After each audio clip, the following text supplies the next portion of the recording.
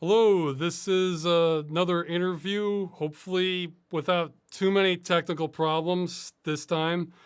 This is with Pr0nogo from the No Frauds Club. Is it Yeah, that's club? right. The Okay. No Frauds Club. Yeah. And he reached out to me. I actually had an interview with him maybe a year ago or months back, and I Yeah. almost forgot everything I said. But it's on video if you want to see it. I'll link to that when this goes up on YouTube. But he reached out wanting to talk about game worlds and like things like immersion and storytelling through them. And then just, so I said yes to that. Then a couple days ago, he mentioned real time strategy games. So sure, we can talk about that too. Okay. So he is kind of what may or may not happen, but keeping my fingers crossed, it sounds like this is going to be something where he's given a lot of conscious thought to something I only recognize unconsciously, as far as what game worlds are doing.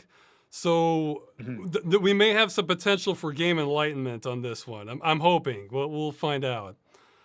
So Yeah. I'm hoping too, honestly. I mean, you're right that I've given it a lot of conscious thought, but also it's almost like a topic that I feel like most people don't think too greatly about insofar as it's a thankless task. If you do it right as the designer, nobody really notices. They just experience it and they enjoy it. But they might not be able to pick out like, oh, here's the quote unquote artistry, right? Here's like all the effort that gone into it, right? It can be pretty subtle and I guess subversive if you're, if you're not really paying a lot of attention. And honestly, in some ways, it's probably better that if you're an enthusiast like yourself, Ross, if you do appreciate instead just like the sort of almost the surface level of like you don't need to be able to put a fine point on everything, but maybe it is still useful for the average player, I would say. yeah, I was gonna say if there's any other like intro stuff you wanted to mention too, like about your YouTube channel, or if you don't have to. I'm just Oh, okay, sure. before we No, jump yeah, into the I guess you discussion. could.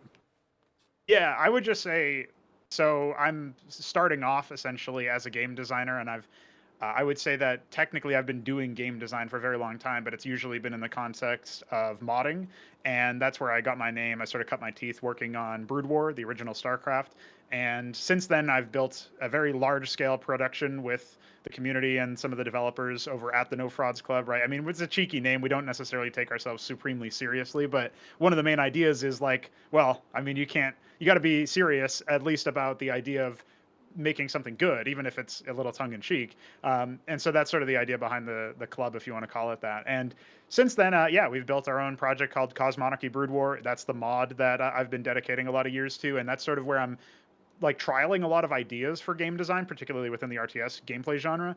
And yeah, hopefully I can talk a little bit about the journey that I've been able to go on from that point and how that's informed a lot of my opinions on game worlds and immersion, even though it's like very RTS specific. But I've also played loads of other games and including FPS titles and stuff. So I think there's going to be a good amount of crossover we can talk about when we get to the point of appreciating game worlds and maybe the subtle stuff, but then maybe I can drill a little bit deeper. So, yeah, you could just think of me as sort of like a uh, modder turned designer and also a bit of a game critic in my spare time. I wouldn't say Sure. journalist because I don't really review them in that way. And also, I think games journalist is a bit of a cursed term I these was days. gonna say So I you stay away might from that. you might be getting nothing from that if with that title Yeah. nowadays. I mean, it's yeah. Well, I'll mention this because apparently it's a bit of a tangent, but in the chat somebody was asking about the Unity fiasco. I remember somebody sending Hmm. me a link a while back, or a week or two ago, where a game journalist was basically, since they walked back a little bit of the changes, this game journalist was basically praising them. I think it might have been Jason Right. Schreier or something. I was thinking like, Okay. yeah, like this is. I mean, it's like blurring the line between shill at that point, or like the most generous interpretation would be a lack of any critical thinking whatsoever, and then it would only be worse interpretations from there. So it's Yeah, I mean, just to continue down that tangent briefly, it's like a lot of games journalists are kind of like corporate press, but for video games. You know what I mean? And it feels like they're either kind of foolish in the sense that they don't have that critical thinking like you're saying, and that is indeed the most generous interpretation, at which point don't trust them, don't listen to what they have to say. They're not serious individuals in that sense, or they're compromised, right? They're shills.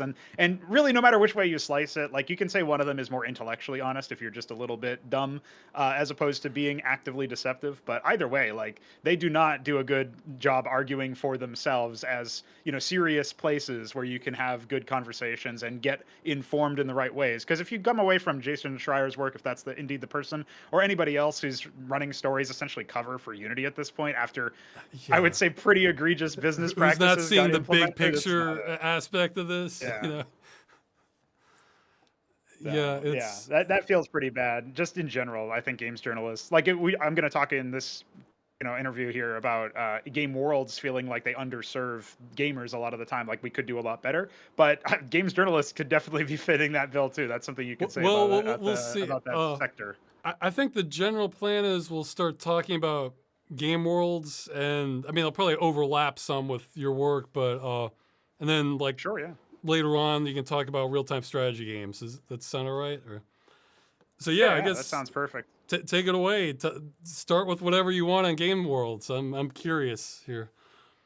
Okay.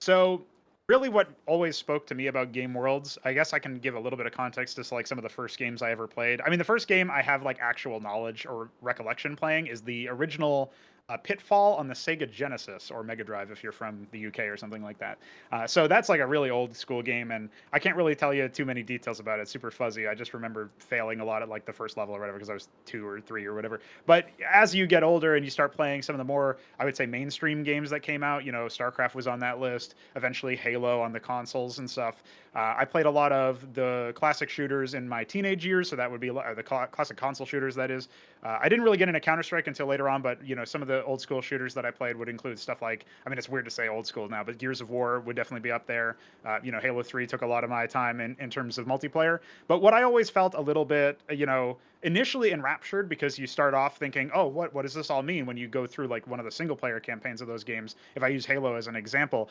there's so many things that you don't yet know the details of that are happening around you.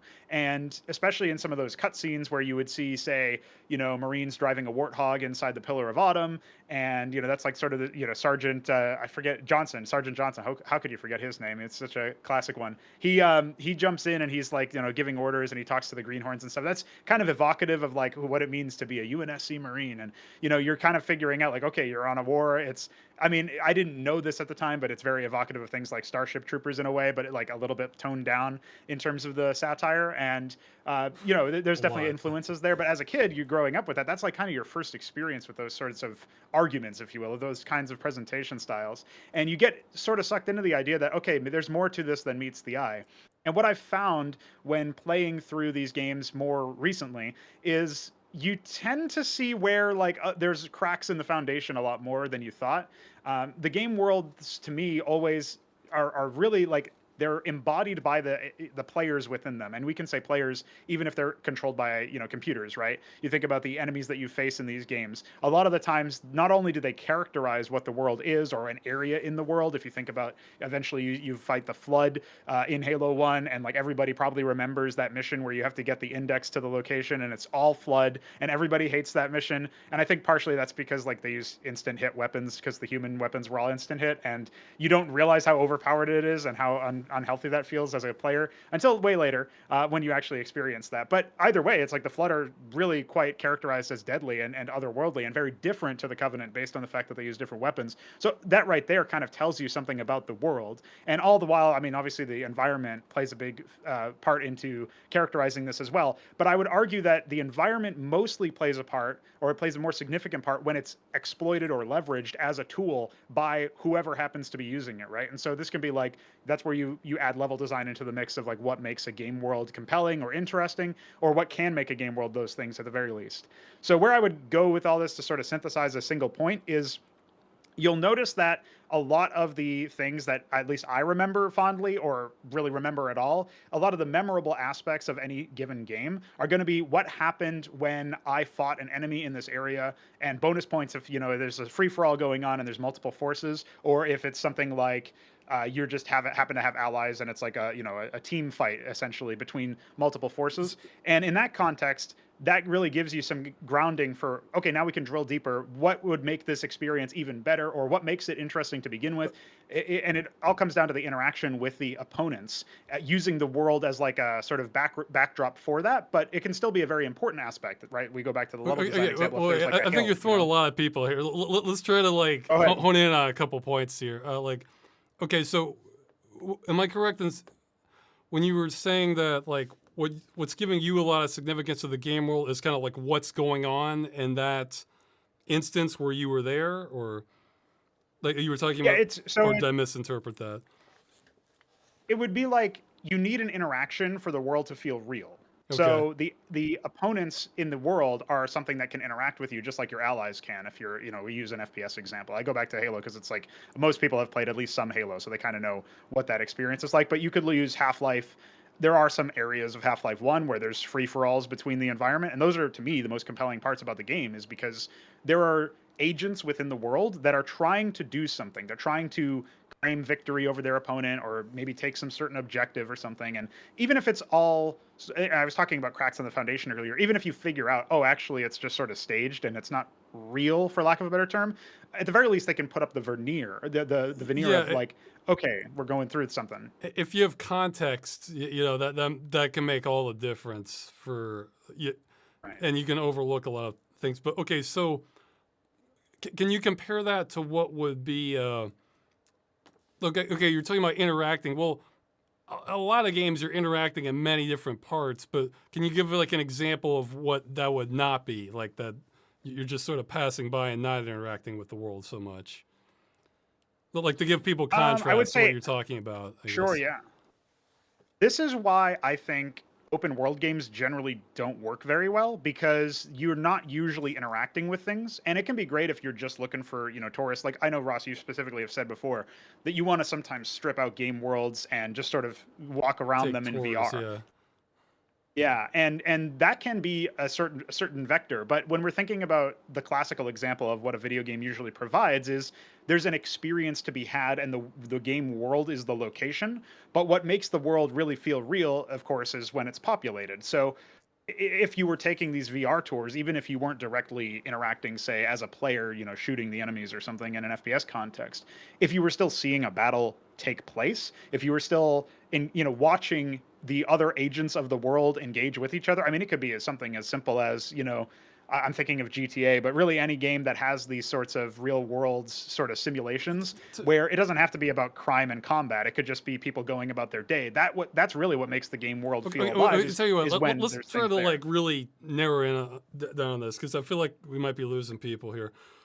Can you give an example, like a specific example of where the interaction really connects? Like you were mentioning Halo for a specific fight, like with the Flood, right? It's because a lot was going on there, so that gave that world some significance to you. What would Yeah, be I the think it's opposite of that? Give me a specific the opposite of that. Yeah. Okay. Well, So that's why I was talking about open world games, right? Is because when I'm going through a game like Skyrim, for okay, example, Skyrim. in a game like Skyrim, it feels like a lot of the times the world has occasional events for you to interact with, like a dragon will show up is like the most common one, but generally it kind of feels all staged to me. I don't really feel like there's a lived-in section here. They might have some enemies respawning. Another example, actually, I think a better example even would be BioShock, because BioShock starts you off in an area under Rapture, and you go through and you clear out some enemies. Like your first encounter with the Big Daddy is going to be impactful and memorable. But then as you get through the game, you realize the enemies are just redistributed after you kill them. That to me always feels like, well, they're not really doing anything to begin with. I can't simply observe them doing something, going about their day, in the same way that, like, if I attack them, they're probably just going to follow a pre-scripted idea. They're not cooperating with anybody else usually. Like if there's enemies there, and they're on the same team, so to speak, they kind of just do their own thing very haphazardly, and they don't really try to come up with some sort of strategy to defeat you. And that's like maybe you could construe that as like a bonus point. Like, oh, if you make the enemies have strategy, that makes them more believable. And thus the whole world feels more believable because you can take the enemies seriously. But a lot of the times it feels like basically anytime you can abuse the AI of an enemy, like the lackluster computer controller there, where maybe they like get detached from their squad and you can like lure them off one by one and pick them off, that feels really unrealistic for say like a trained military sim or something like that. But in the Bioshock case, to go back to that specific example, it does often feel like, oh, the game is putting enemies in front of me, so that I have something to do. And as soon as you start thinking in those terms as a player, it stops really feeling immersive because you're not really thinking, oh, these things exist in the world, these entities, these agents, these humans that have been, I think they're called splicers in Bioshock. From memory, Yeah, it's been a while since I splicers. played it. Like those kinds of characters in the world, like they have some sort of backstory. They belong in this world somehow, Well, see, somewhere. Uh, that sounds like a much more nuanced. I feel like you're kind of jumping from many different concepts here, like because for that example, that sounds like a nuanced thing. So, like, let's take the Bioshock example. What if it was? What if you had the exact same map, but the AI was rewritten to be much more believable, and then they're placed in areas where this makes sense for an ambush or a guard post or something? Do you think that would alleviate that feeling? Because if so, that's not really a that's it's a bit of a stretch calling that a game world issue. That's more of a like enemy placement AI kind of issue, I would think, more than because when I'm thinking of the game world, I'm thinking of like what you're talking about is part of it, but a whole lot of it's the environment itself. And like, and for right. Skyrim, Yeah. it sounded like something different where you know, instead of, okay, it's just plops you down. It's like, okay, once you go through your quest or whatever, now you just wander off and do whatever. And for you, that's kind of making it fall apart because it's like, well, what should I do? Or, okay, there's a lot of empty space here. Maybe I'll just have a randomly simulated thing. Whereas if you're looking at it from the context of like, oh, wow, here's this big new world. And like, it's like, oh, I think I see somebody in the distance. That sounds like a more contextual thing. So to me, this sounds like multiple concepts you're talking about. Maybe we need to kind of narrow it down some more here. I would say it's definitely got a lot of concepts feeding into it because a game world is the sum of its parts in some ways. Right. But you're right to point out the environment as a really key contributor. And again, I would go back to something I said earlier, which is I feel like you don't feel the world breathing and living and having its own sort of agenda if none of the agents within it, none of the characters within it really seem to be doing anything for any other reason than there needs to be something here. Usually, so I guess you could say the encounters you have in Skyrim rarely feel like this was going to like these creatures were going to be here anyway, or these things were going to occur anyway. It might be it feels staged in that sense where the player's going to be here, so we got to put something there. Whereas in my mind, if you're going to make an open world game, you would want to actually simulate, say, a merchant traveling down this road and getting ambushed by highwaymen, and that would happen even if the player wasn't there to maybe step in and try to save them or join in on the banditry in that sense or whatever, right? So we go back to Bioshock, and it's like you were giving me the example of if they laid a trap for the player and they stood by a guard post or something to be more believable. And I think, you got to have some deference to what the designers were thinking. The splicers aren't really supposed to be this like organized military group, and I understand that. But I think if they worked off of each other, or maybe as you progressed through the game, you found more experienced enemies and they started to work off of each other, I think that would have been more compelling. Sometimes I think about like Half-Life 2 as a bit of a tangent where there's like they have that squad system and they're trying to like, some of them are going to pop out of cover to shoot at you while the other ones are, posing to reload. I don't think they actually have to reload, but either way, like they're sort of ducking into cover for a period of time. But in Bioshock, you don't really get an experience like that. Most of the enemies seem to just sort of charge at you and bum rush you. And maybe that's even sort of like a good thing to do within like, I guess, the meta game of decisions that you can make in that game when you have those tools. Because maybe it's just the right move always to charge at the player. And in that case, I guess you could say the game world suffers because the game itself is not very interesting. But I think there's a lot of things that they could have done in Bioshock where one of the, they could have essentially created like a composition of enemies for you to fight. And some of those enemies would be melee guys that charge at you, and others would be ranged. And they did do this in a few spots, but they kind of feel like they all play pretty similarly. You don't really feel an experience where the melee guys are zoning you away and trying to, almost like a concept from competitive games sometimes, is you peel, which is basically you're trying to keep your ranged damage dealer guy out of harm's way. And so you try to, as the melee or the tank or something, you try to obfuscate them. You stand in front as an obstacle. You don't really see that kind of synergy. And the reason this is related to a game world, in my opinion, is I can't buy that a group of splicers, for example, could take over a large portion of a world if they're not even able to do basic strategy when facing me.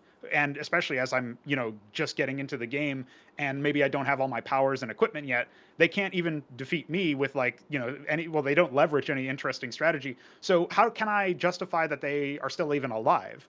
And that's where you can maybe play around with things like, well, maybe they aren't very organized and maybe they will die anyway, even if you're not the ones who kill them. But that doesn't usually happen in BioShock. Yeah, So I don't know right. if that explained it a little bit better and more Well, concretely it does. for you. Well, all your examples so far really sound much more like NPC behavior issues that kind of erode the game world for you. I was thinking of a classic example is one where you're given like grenades or a rocket launcher, and you can blow up barrels and stuff, but then there'll be like a locked wooden door that you can't go through, and it's complete. It's like, well, I have a friggin' rocket launcher. I would think that would be able to open the door, or Sure, yeah. the yeah. I mean, they're an aspect of the game, but again, all your examples so far, it sounds like, from what you're describing to me, it sounds like both the Skyrim world and the BioShock world would work for you if there was much more deliberate planning to the enemy characters or the NPCs you encounter, and try to mimic their behavior in more lifelike ways.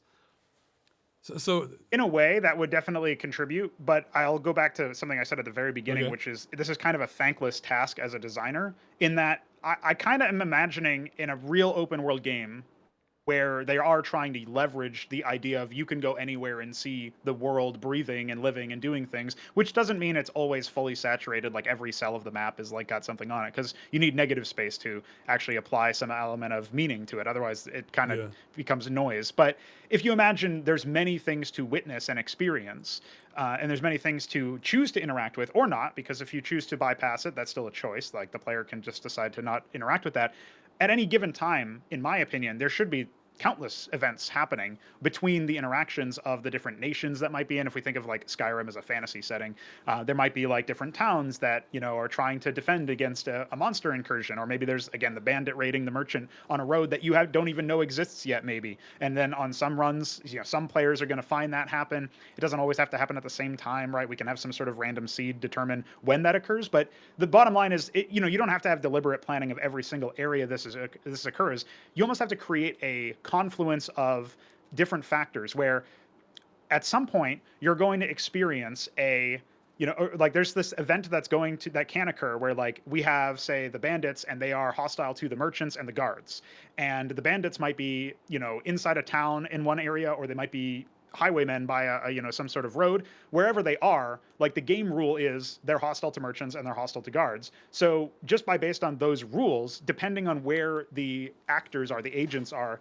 in a given time, and at any given place for the player to experience or not, events will happen. And that feels more like an open world to me.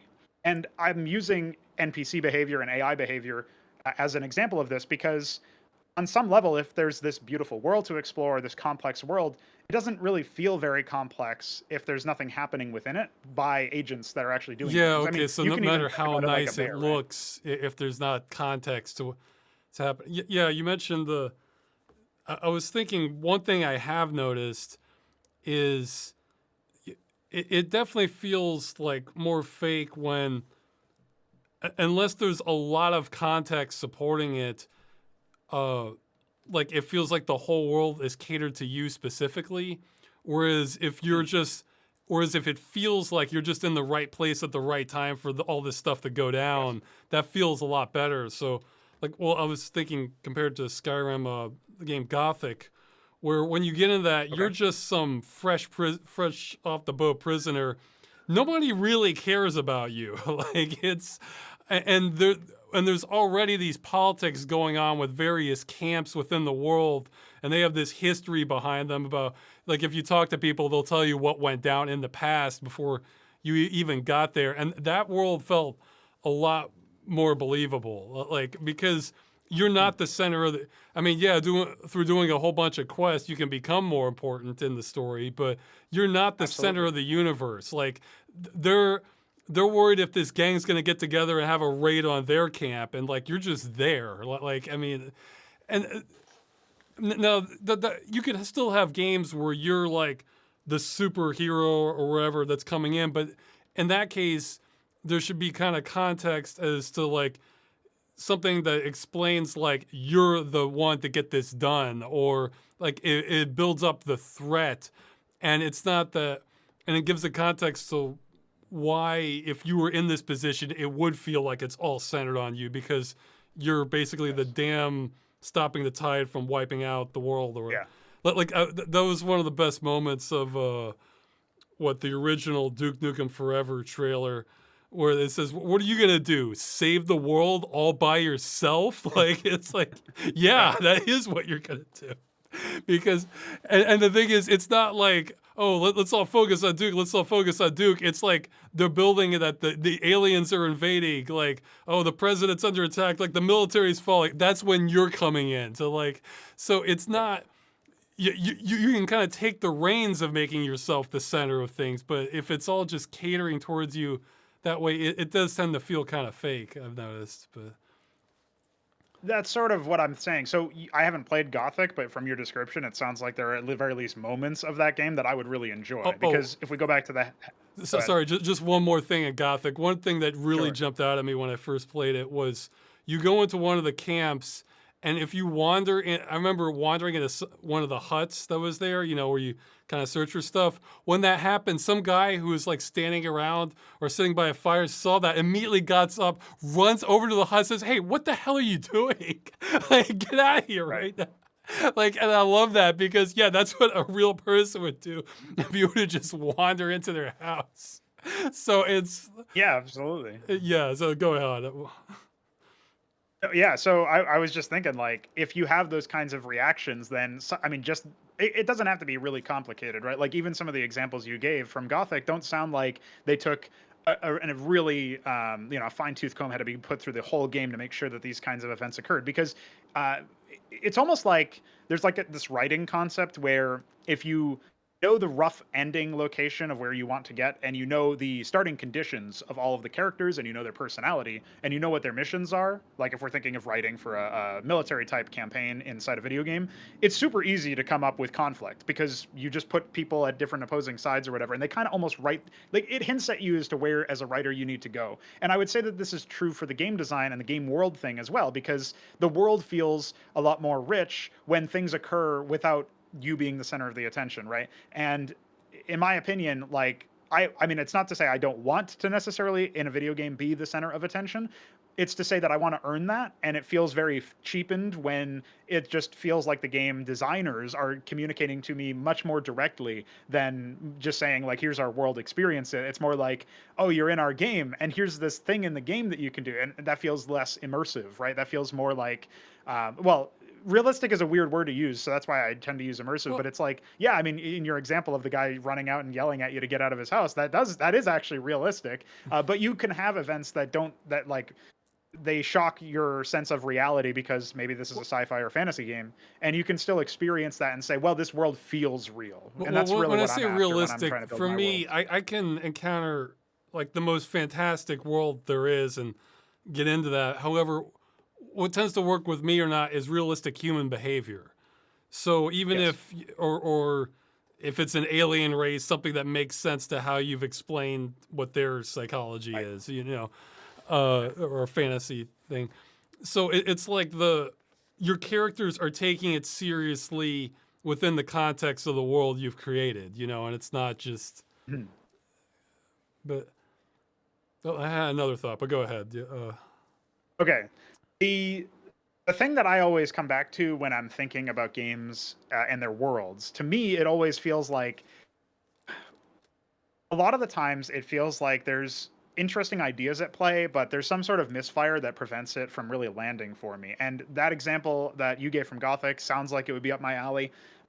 I didn't really appreciate the Half-Life games, but in the areas that I did appreciate it, particularly about Half-Life 1, is when I would stumble upon a fight. And it probably was staged, but in that moment where I don't know that if it's staged or not, or is this some kind of dynamic event where the aliens are fighting the Marines, right? That feels to me like, oh, that's actually pretty cool. Like I just stumbled upon this fight. And in an RTS game, if I'm playing a campaign mission, but there are multiple fronts, and say a free-for-all is essentially going on between 3 different nations or something like that, and I stumble upon 2 of them fighting each other in an area that if I hadn't moved a unit over there, I would never have known that they fought, that instantly, in my mind, it makes the world suddenly much bigger because now I have seen evidence of something that could not have been accounted for by the designers.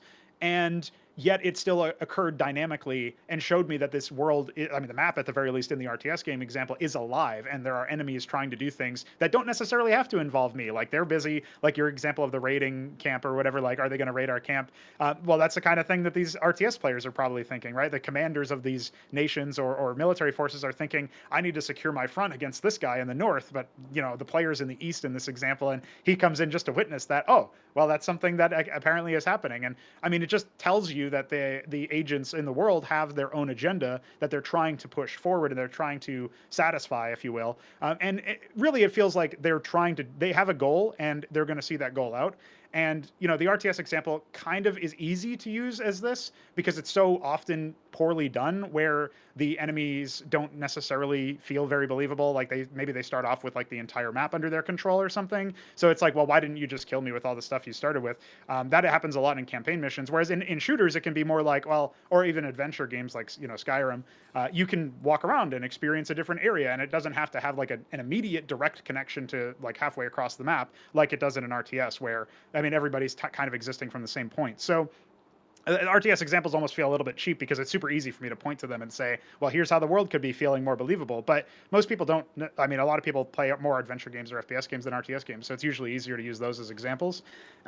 Yeah, so I would just say the reason why I stress AI and the reason why I stress encounters and interactions and dynamic events, to me, that is what like sells the world, or at least gets me interested enough in maybe pausing to look at the architecture of this area and think, well, did the enemy I just killed over here live in here? Or maybe it doesn't match. Like maybe his like armor is a different class or a different material or something than the architecture over here. So maybe he was guarding it, or maybe he was like from a different land. And like you can start to have those more subtle questions, and you could be more inquisitive about the world itself when you feel immersed by first and foremost by the encounters that you have. And if it doesn't feel staged, if it does feel like this was going to happen, or some conflict was going to happen, or this guy would have been here regardless of me being there, or maybe he wouldn't have, like maybe he has a home down the creek and he's going to fish, and so I could find him fishing, or I could find him doing something else, that feels way more like a real world to me, and just generally seems to be like the way to go, even though it feels like really few games do it. And I suspect, particularly with open world games, it's because the budget, a huge percentage of the budget that goes into these games may not be experienced by any one player if they have all of this branching path stuff or this dynamic events.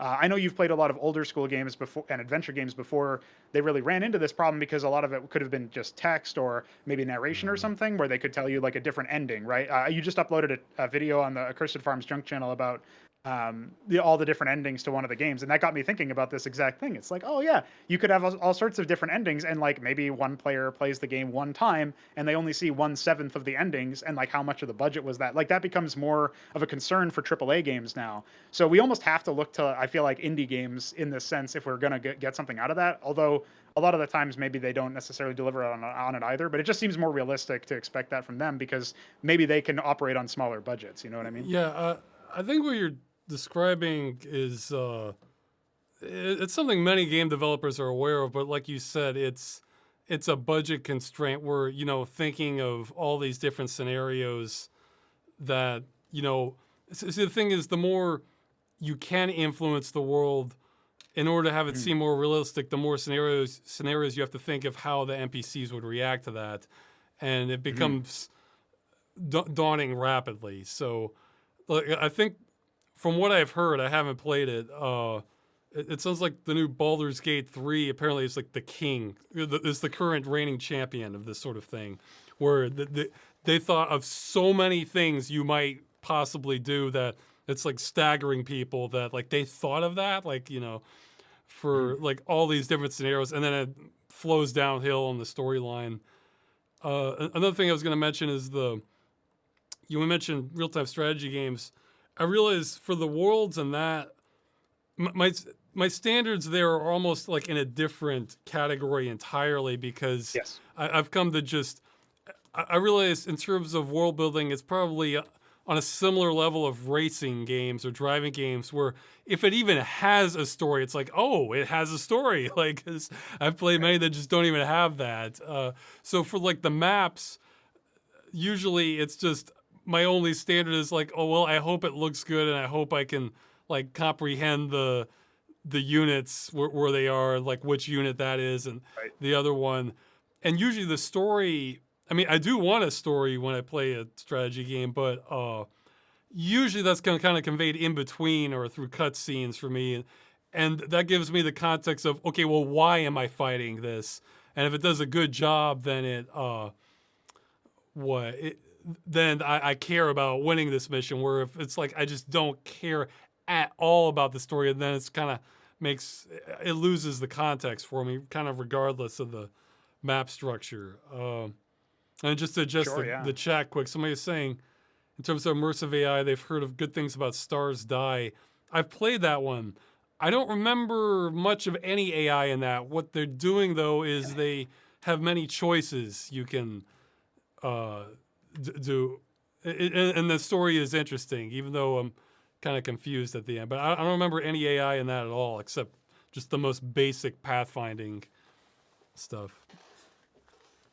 Well, Um, something that this makes me think of, I haven't played Stars Die myself, but there was something that you said earlier on in that where you mentioned that before you were given the RTS specific examples, you mentioned Baldur's Gate 3, and this is a good example of like there's two different ways to try to solve this problem that I have thought of anyway, and really thought like seriously about. One of them is like the high budget, let's just try to write every single determined, like how can we predetermine everything and yeah, then turn the all other of is those into constricted, legitimate probably. options.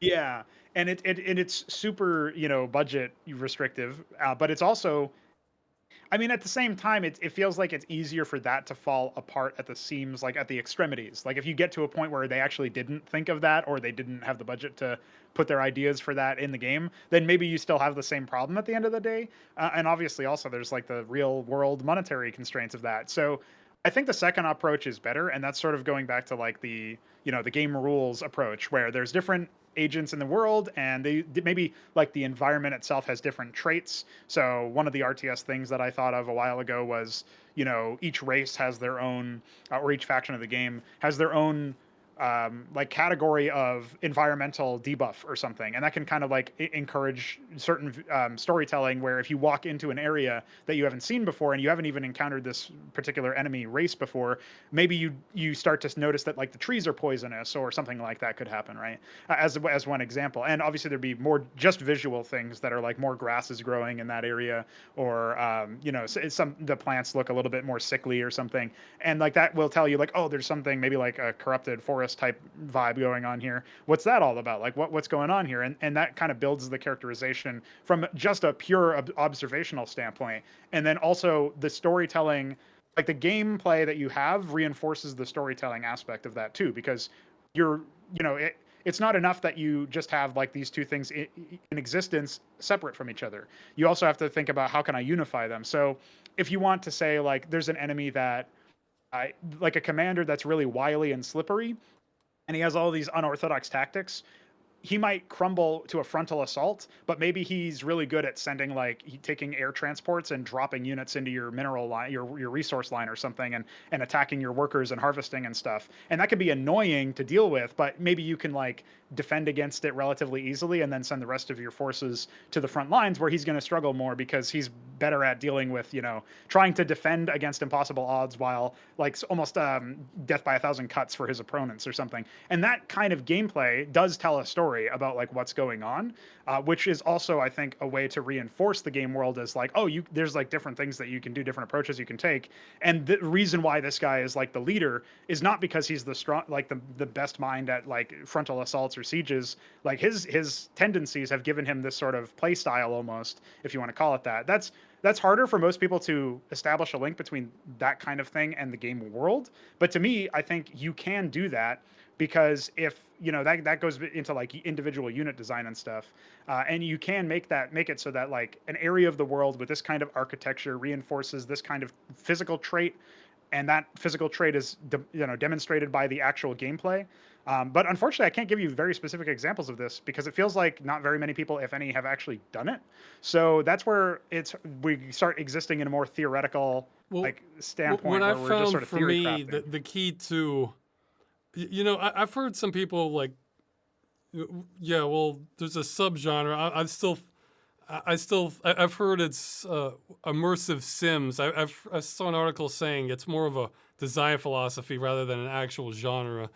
But some people talk like that's the holy grail, and I think for some people it is. What I've found gets me more enjoyment out of the game is just kind of figuring out like what context do I want to play this game in, rather than like kick the tires of like every aspect of it and trying to get it to break. It's like, well, okay, is the game giving me a reason to care about the story or my actions, or is this gameplay really fun and I want to focus on that? Like, for whatever reason, like Descent Free Space just popped in my head for some reason, and that it's you're having this, you're starting off with like this conflict in space, and it has great music, nice visuals, and it's like, okay, I'm trying to shoot down the enemy fighters. As you go farther, like some like aliens start emerging, and it's been built up like we don't know what's going on with them. So it creates this mysteriousness to them. We don't even know what they look like, and it's like, well, how does that factor? So it's the kind of the stories carrying me along, and like the gameplay is well thought out, it has good aesthetics. So I'm not thinking that like, oh, okay, because I shot this part of the engine, it shouldn't go as effectively. I mean, yeah, that would be a nice Right. nice touch, but it's like the workload increases exponentially on little things, trying to predict every little thing the player is going to do. Whereas if you're just going in kind of expecting, all right, shoot the fighters, don't get shot, take in the experience, I think you can, at least I'd have a lot more fun that way, just kind of figuring out what I want to get out of this game. I think with with strategy games, that's usually it. Like I'm hoping for a good story, or at least enough to like make me curious what's going to happen if I win this mission. That's kind of, it's a very low standard, but because if I don't even have Sure. that, Yeah. then like I might check out unless the gameplay is really fun, which has happened. But yeah, I mean, cause it's very, like you said, the workload just increases exponentially trying to create like essentially. Well, I think what you're describing does sound like an immersive sim. Yeah, I actually thought you were going to talk more about like I guess I was conflating world with environment. I thought you were going to focus Well, more I on have that, some like thoughts on what that makes it. too. I mean, it Yeah. can be part of it, but like that was my first thought. But then when you started off, I was thinking, Sure. Yeah. this all sounds like NPC behavior stuff, like, or with the.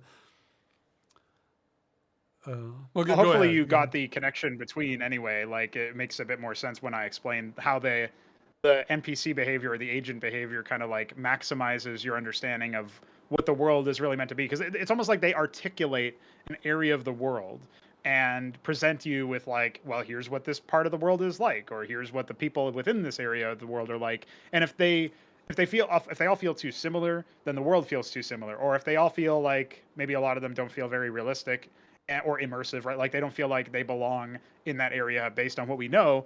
I mean, if you feel like you're in good hands, and this is actually a big problem, is that sometimes I want to get really creative and subversive with these, and I want to present deliberately discordant things to the player and say, well, these guys definitely don't seem like they are smart enough to use this kind of technology or invent this kind of technology, but they're using it. So what's the deal with that? Like, is that, but That it feels like games have ruined that opportunity because now I have to like somehow convince players that actually this does make sense. Just trust me, it'll make sense in the future when you learn more. You know Yeah, what I yeah, mean? that's happened to me more in shows like in Okay. okay, I might be speaking blasphemy now, but the because I haven't watched all of it, but I remember hearing about the show Firefly. And apparently, some of the antagonists are like cannibals and like almost savages. I'm thinking, okay, but they Okay. have space travel. I mean, maybe Right. if because I'm having trouble buying. But I don't have the context though. But I mean, I've heard of like, okay, you can have barbarians and savages, and maybe there's like a stroke of luck where they were like prisoners somewhere, but then there was they broke free and they managed to like take over part of the ship and making somebody pilot it for them. Okay, I could grant that, but it's like you're not having space travel if all you do is basically just attack and kill. Like there's so much infrastructure behind that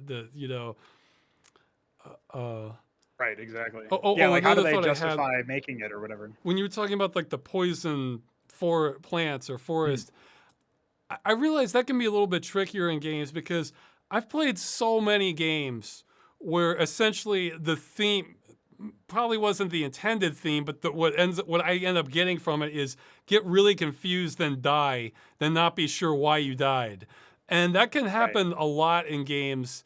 So sometimes you do need a few things kind of spelled out a little bit more in games, in particular, because like if it because you don't as a player you don't know that, oh, I should figure this out.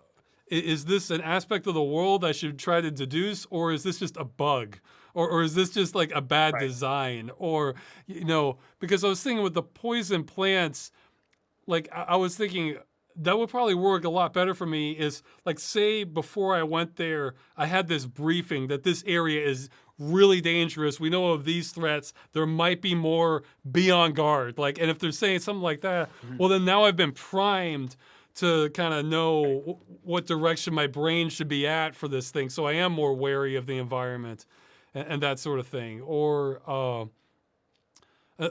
if you wanted to do it like more bluntly, you could just say when you are poisoned, you get a message when it happens saying you have been poisoned. Like, or Sure. it's Yeah. more blunt. But whereas if you just get poisoned and then later over time you notice your health is going down, it's just like, oh, it's one of these kinds of games because I don't.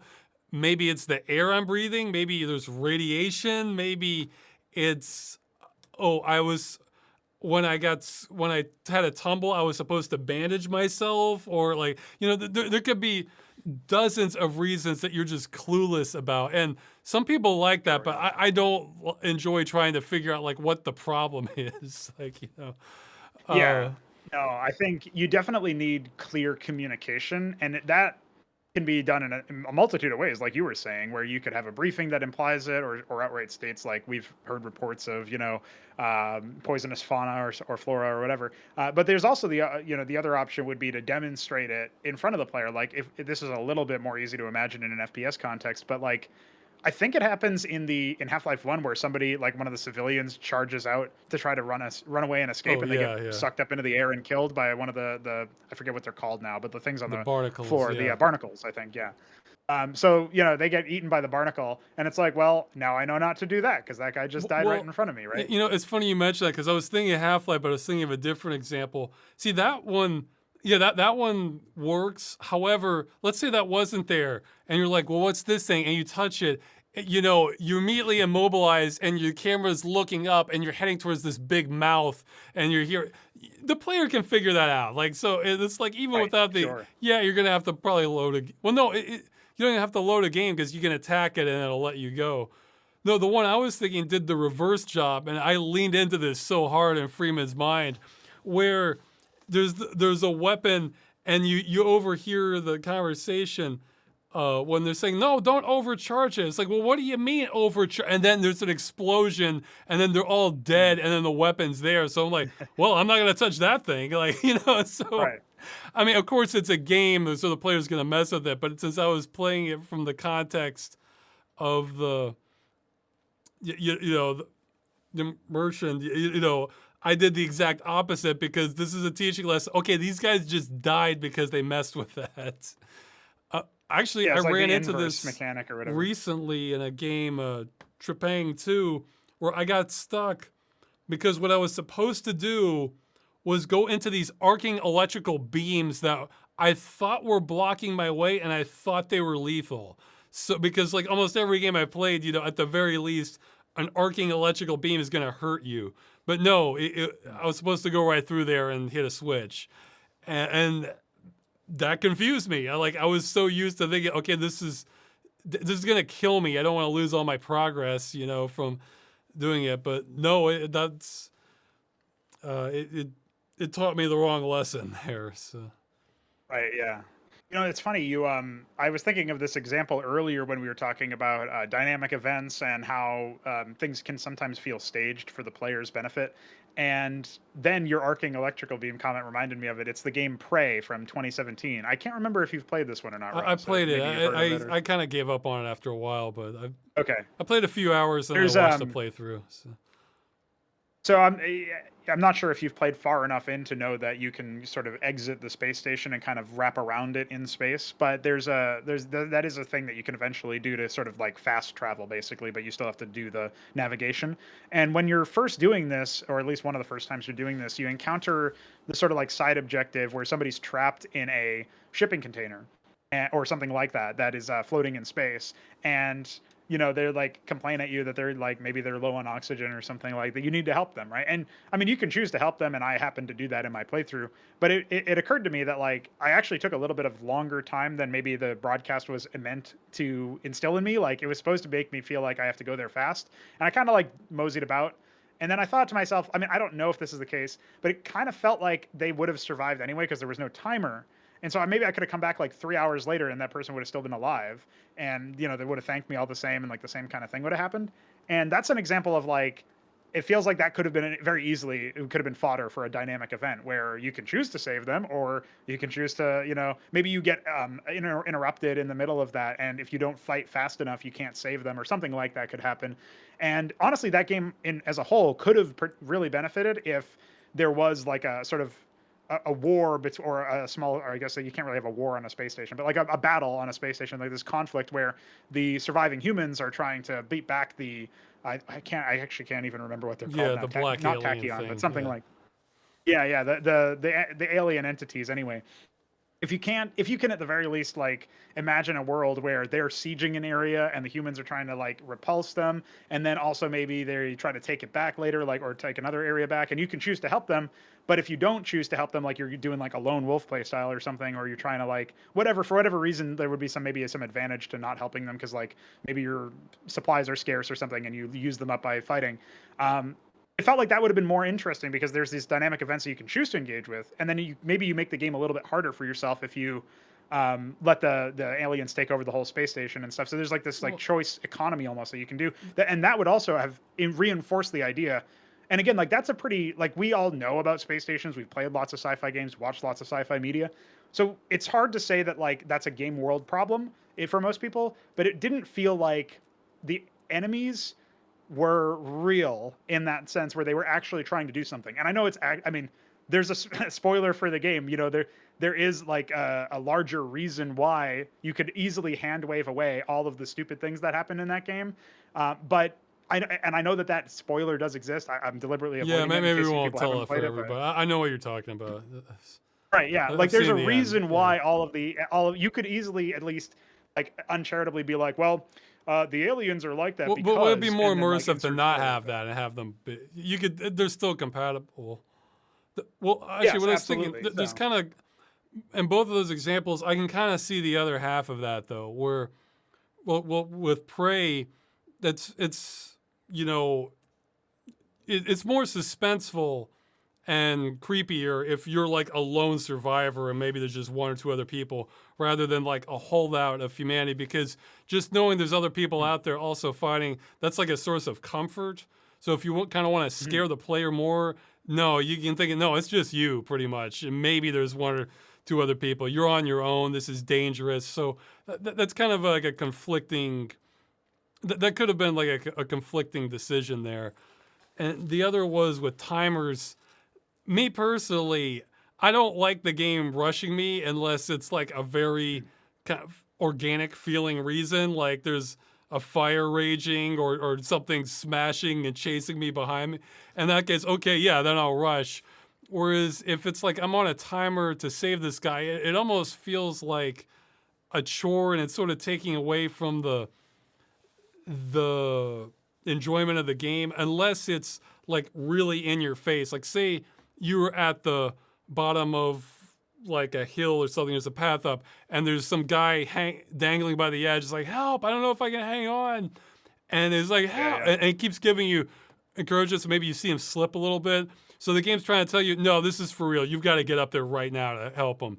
I'm okay with that if it's like, if it really feels in the moment. Whereas if it's just, games practically train you that, you know, you can kind of take your time on most events. And if you can't, Sure, yeah. I like the game to like really be communicating that to me, that no, this is more than just like a standard kind of quest line that you'll get to it when you get to it, you know. I mean, That's I sort kind of of, what I'm most getting things I at is prefer getting to it when I get to it, but sure, yeah. I need it more in my face that like, no, there's urgency on this, you know. And I think the urgency should be like at face value. You should be able to understand that, unless it's like maybe your characters in the story don't know that detail of why it would be time sensitive. But that, you know, that's more like in the weeds. I think the example of like the guy who's running out of oxygen in space needs help, that kind of thing. Like again, I was told by the transmission like I'm running out of oxygen or something to that effect. But I think I could have just left him there forever and come back anytime I wanted. And that's sort of what I'm getting at. There's like an obvious conflict between what the game's telling me and then what the game will actually do, like what will actually happen in the world. And that also will definitely sap at your immersion because, I mean, maybe like you, Ross, you might actually want to experience it kind of at your own pace. You might want to go about and see what's really going on here. And I imagine I'm pretty sure this is at least one of the reasons why I know you don't like respawning enemies in the middle of a map or something, because it's like, well, I just cleared this area and now like because I happened to take a little bit longer in another area to really soak in the world or something, now I'm almost being punished for that because now there's more stuff for me to fight or something, right? And in that sense, maybe would you say that like if it made sense within the world or something and it was something you could control, maybe the respawning enemies would work, or do you just generally think it's Oh, kind of well, like, well, it's always a grind? if there, I found that the way respawning enemies work best with me is if it's kind of like RPG-ish, or if you get upgrades, so that what you know, an hour later, if you're going through that area again or something, you can just kill Mm. them with just one shot, you know. Oh, sure. Because I Yeah. was thinking, kind of, somebody asked me why it doesn't bother me so much in like kind of Metroid type games. I was thinking, well, you can usually dispatch enemies very quickly in Metroid type games usually. So it's less. So once you've gone through there, you get some upgrade, and it's Right. much less grindy.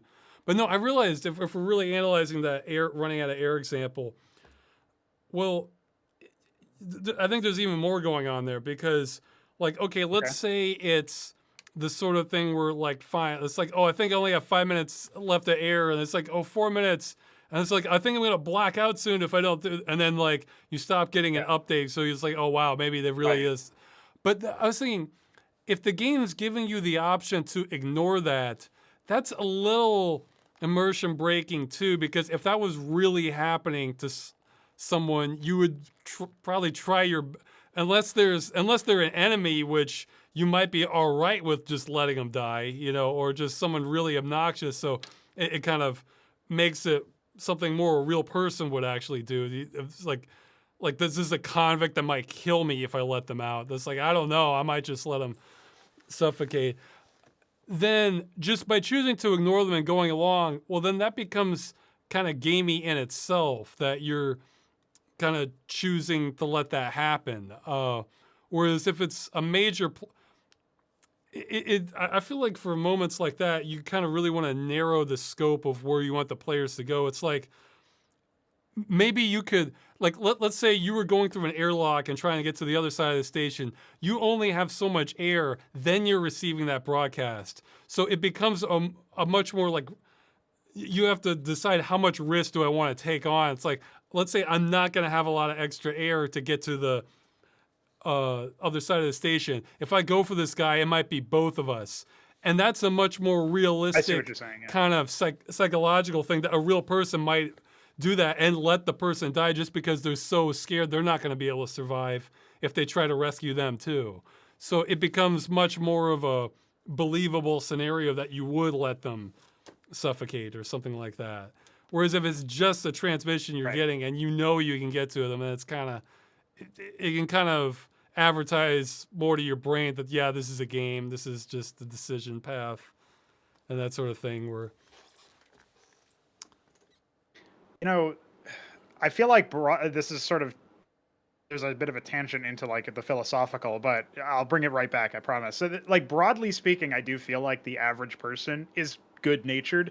And I look at the example you're giving here, and I think what I'm observing is your conflict seems to be that if you are given the opportunity to save somebody's life, even if it's in a video game, like, okay, maybe I could choose to literally just abandon him and not bother, but that would, like, what's the reason? Right? There has to be like an actual conflict instead of just, am I a piece of shit, basically? You well, know no, what I you're mean? talking Like, about, you're saying you have to go out into the airlock, navigate around yeah, space to you're find already this guy. in the space. Yeah, Yeah, yeah, so I mean, you're already no, in space at the that's time. But yeah, whereas if you're like safe on the station, it's like, yeah, that's kind of a, mm, okay, I'm going out of the way from, maybe I don't like, maybe you like being on grounded and having gravity, and then the flying portions are a pain in the ass. Like mm.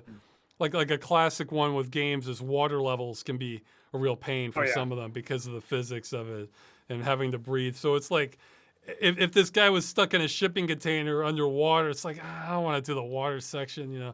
So yeah. Yeah, I mean that definitely could constitute it, right? Because if you're thinking about it in the terms of like, there's actually a more based choice or survival based choice or something that you can link back to your immersive feeling of what the game is, where, oh, I don't really want to go out there because it's kind of spooky and I'm safe right now.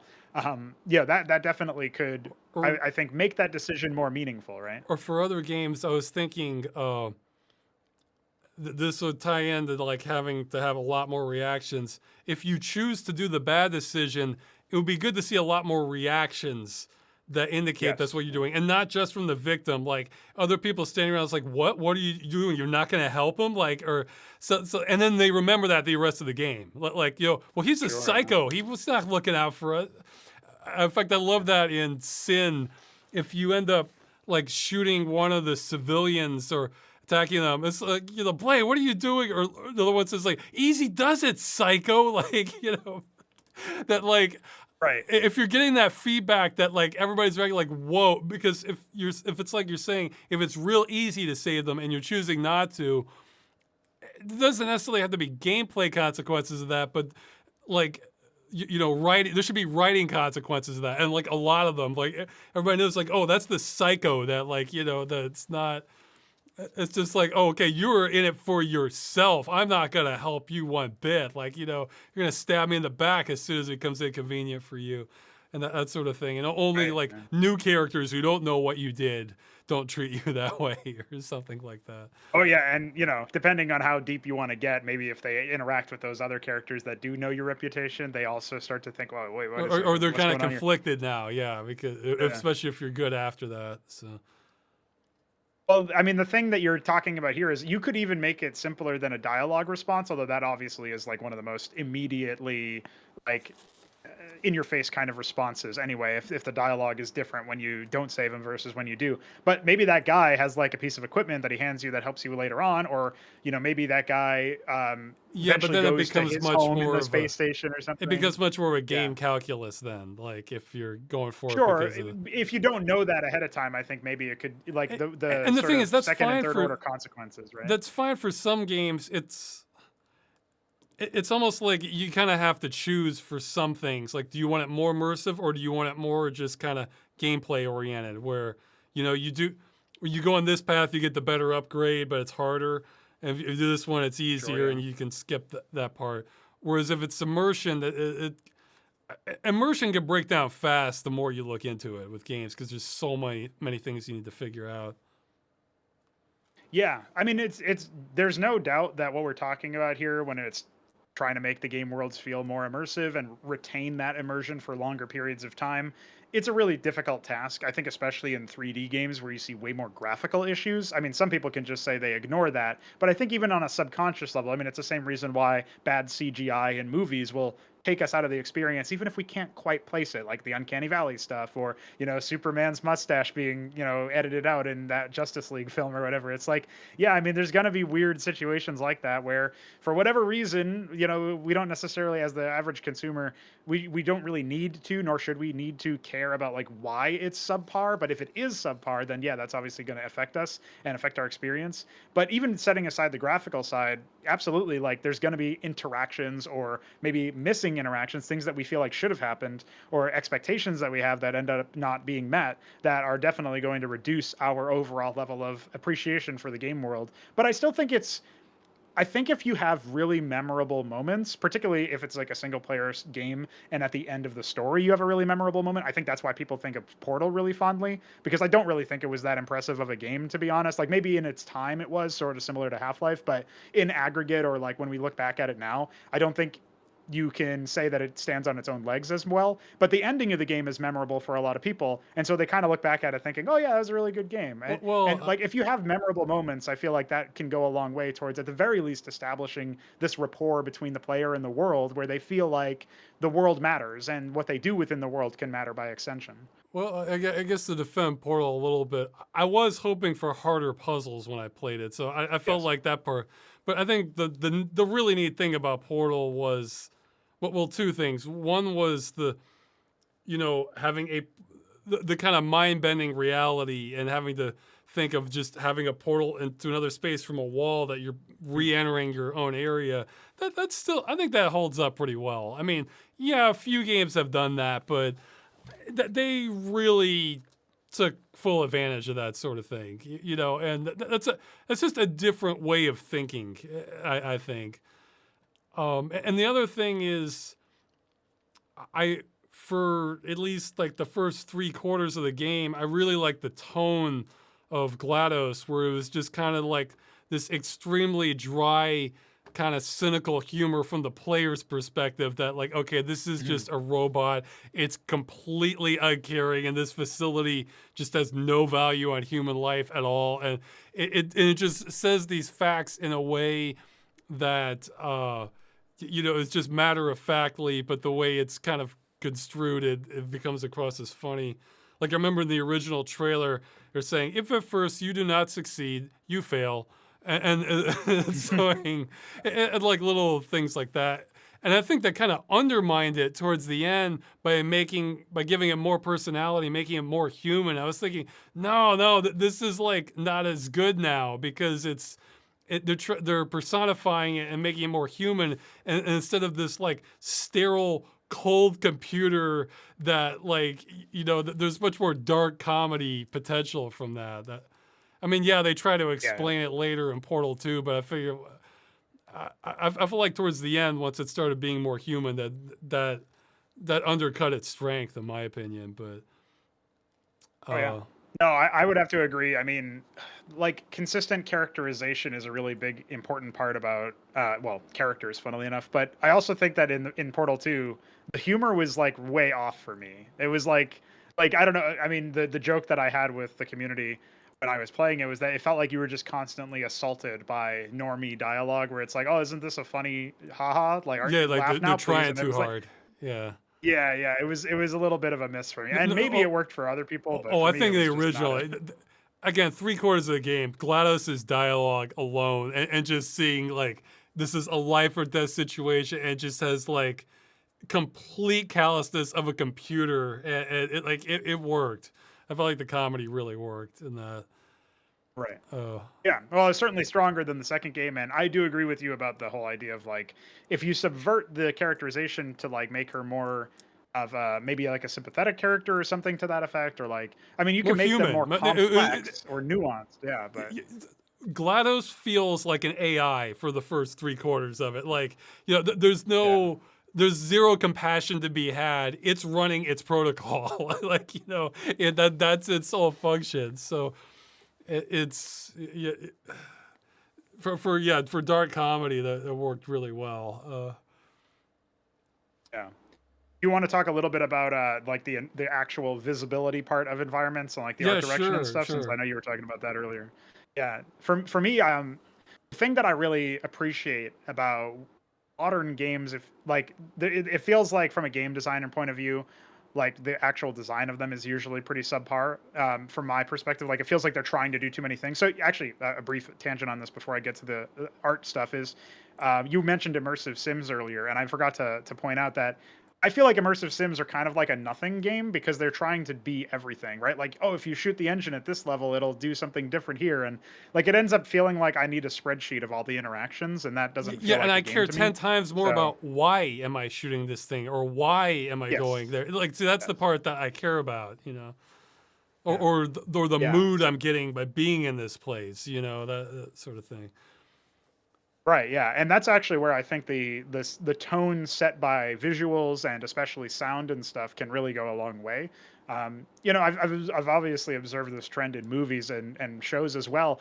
It feels like everything has to be really fast, and you just got to keep going super fast. And unfortunately, I think in games it's been happening for a very long time where they kind of want, maybe if the game is an open world, then it's usually fairly linear and there's not really too much exploration you can do. And they also kind of want you to keep on going and just keep on going. Don't look back, don't look around, like don't stop to smell the flowers.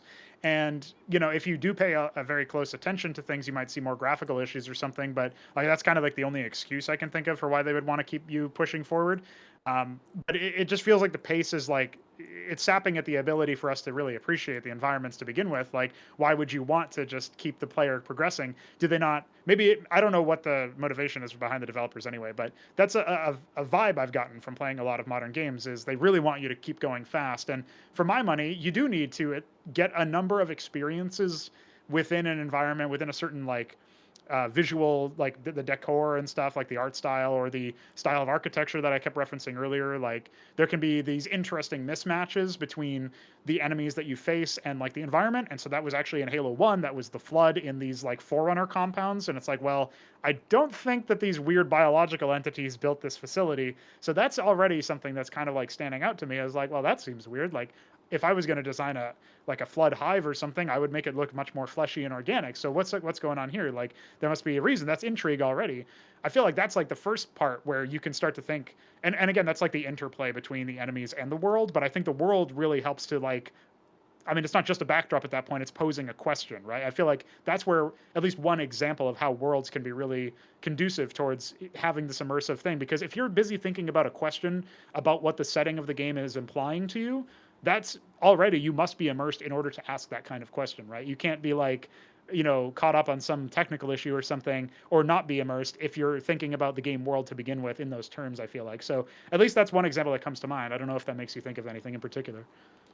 Uh, I got spun around a little bit, but yeah, well, you emailed me earlier and you had a few questions, and one of them was if I had like bad examples, this sort of Mm, thing, and I was struggling.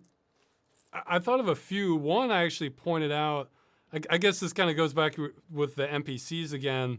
Was in my opinion the human revolution, Deus Ex Human Revolution, where like when I get back from mission, every single person, like on the street, in the company, everywhere, is talking about the current quest line you're on, and there seems to be like nobody's upset about like what's the football score or something. In other words, mm, okay. there's none of that. It's all. It felt like it's all revolves around what you're doing, and that just kind of felt unnatural to me. That like in every single person, whatever your current mission is, that's what every single NPC is talking about, Yeah. and like that threw me off. And for visuals, this is something a lot of games do to some extent because it can be a balance between just gameplay versus the world looking natural. But well, one example that came to mind were like a lot of the later Far Cry games. I played well a little bit of 4. I played 3 and 5 though. Where like let's say you want to grab onto a ledge, well they'll have like some marker to indicate this is a grabbable ledge, and like Right. yeah.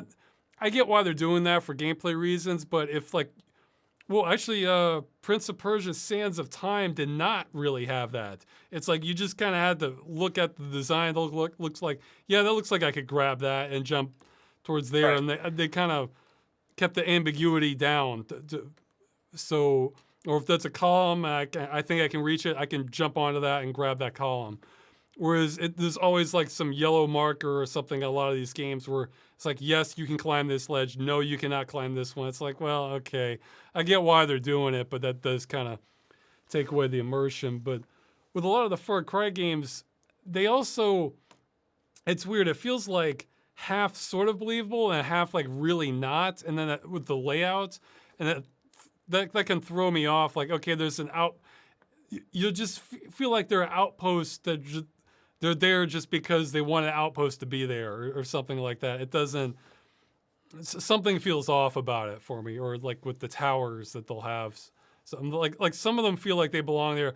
Others just feel like, okay, this is another kind of copy and paste gameplay element we're having, Right. and it's making me just not care so much about it. But it that could be a budget constraint thing, because you could still have similar gameplay, but then like there could be like a lot more distance between another location, and this location looks like they commandeered an area, or I don't know. It's kind of throwing me off, but and No, yeah. I mean, go ahead. I saw one comment earlier that they thought that so much could be solved by having more destructibility of the environment rather than focusing on the Right. graphics. Right. And it depends on the game, but yeah, I was thinking, even though it's probably not what they mean, that was originally was a real selling point for the original Max Payne, is that they went all in on their particle effects. So yeah, they couldn't have you blowing apart walls, but they could have, wood splinters coming out, dust coming from drywall, decals on everything. It just particle effects everywhere. It helped. It certainly helped with the immersion. Yeah, that's almost like a lower. It doesn't require as much, like what we were talking about earlier with like setting up agents with their own goals and stuff within the world. That what you're talking about with the Max Payne example is like, I mean, that's. I'm not saying it's super easy by comparison, but it's definitely easier, right? Oh Because it yeah. doesn't require as much effort. You're just talking about particle effects popping off And differently depending on which surface and material you have, and, right? and it's a genre that lends itself to that. You're gonna be in just Yeah. all out shootout fights, John Woo style stuff. So whereas if it's a game where it's a lot more dialogue oriented, story based, you might never draw your gun. So it's that sort of thing. Yeah, sorry, go ahead. Yeah. Oh yeah. I mean, that's definitely a good example. I think about the one that you were talking about with the level design of Far Cry 5 comes to mind, because that's the one that I played recently-ish, like in the last couple of years. And yeah, you're right. There's these like blue hoses everywhere to indicate that you can grapple on or something. Yeah. And I know that they had something like that for jump graps, like things that you can mantle on and stuff. Um, the Doom 2016 game comes to mind because they have green lights everywhere that you're supposed to progress to. So it's Oh, like, oh, I see the green lights. I'm going to turn around instead and investigate the rest of the area for secrets, because I know I don't have to go that way. I don't like it. Kind of sucks the experience away from you for like, oh, accident. You can say accidentally or not, but exploring the environment and finding another area, and maybe this is where you're supposed to go, maybe not, but like. And maybe you can make an argument of like, well, there's this thing in the distance that I have to go to, and that's pretty good, like for grounding the level with this idea of that thing in the distance is where I need to go. But if there's like power ups everywhere, I mean, that already kind of subverts that. But in addition to it, if there's like this repetitive, almost like quirk or tick that the developers have, where they always put this thing here to tell you where to go, it does. It's like I don't know what it is. Again, like sometimes my cynical mind kicks in and I think, oh, they just don't trust that I'm intelligent enough to actually explore the environment myself or come up with my own path through the level. But a lot of times these levels are super linear too. So it's like there really was only one way to go after I explored a little bit. So did you just, use that as like a shortcut for making sure players didn't get lost somehow? Like, but even if they did, I don't know where you would go. So it's just confusing to me, and it does seem to take away from the experience of exploring the actual environment and soaking it in. So I agree with you that if you can have the levels be more like, okay, like in the Prince of Persia example, there's objects that follow similar silhouettes or have similar traits to each other, but they're bespoke for each zone of the world and each environment and stuff. That feels way better because then I'm almost rewarded for paying attention to the environment. And then I will pay attention to the environment and then I'll appreciate the environment more. And that kind of feels like the positive feedback loop that you would want instead of short circuiting that with like, oh, just only pay attention to these things and ignore the Yeah, rest. yeah, you're right. It's calling attention to what's part of the game and what's scenery rather than have it all kind of blend together and you're not sure, but you can. Yeah, because those are some of the better memories I have of it where I'm at the bottom, I have to get out of the room. I'm thinking, okay, well, how am I climbing out of here? Because and the Right. thing is, and with architecture, you do have repeating elements. You will have a column that looks just like the next column and that sort of thing. So. Yeah, it feels like there's a lot of room for you as the level designer to almost like call out for the player to, pay attention to certain things and then reward them when they do. Like, I mean, I can't think of an example of this off the top of my head, but if you wanted there to be like this little, say like a bandit skull icon somewhere, like if they have that as a flag, like that's a bit tropey, but like if they put that on like a sign, then like, oh, if I keep going down this road, then I might find like enemies that are of a certain persuasion. Maybe I can like maybe I'm friends with the bandits in this game, or maybe I'm enemies with them, or whatever. But that like even something as simple as that, like that is kind of calling attention to it, and that's more sounds a little bit more like almost an open world or dynamic world example. But if you have a linear game and like say you have like a secret around the corner and but it's like guarded by something, then just like being able to see subtle things that indicate that maybe that enemy is in the area around the corner or something like that could be interesting. I understand if it's meant to be like a jump scare or something, but generally if it's like the Souls games have this where they'll put like this loot at the end of a hallway, and after like one or two times going down the end of the hallway, you realize this is a trap. Like there's going to be enemies that appear at the Or end of the it's at hallway. the edge But of some ledge, yeah. right, yeah, and somebody's going to come up behind me or something while my camera's busy elsewhere or whatever. And that's okay. But to me, I just think about it and I think you could have something more interesting if, like, maybe in addition to that, you have some sort of environmental storytelling. And I haven't played all the Souls games, so maybe some of them do this. But if you had like, oh, there's like a rock type enemy or an undead type enemy or something, and then like you see some evidence of that, but only if you pay attention.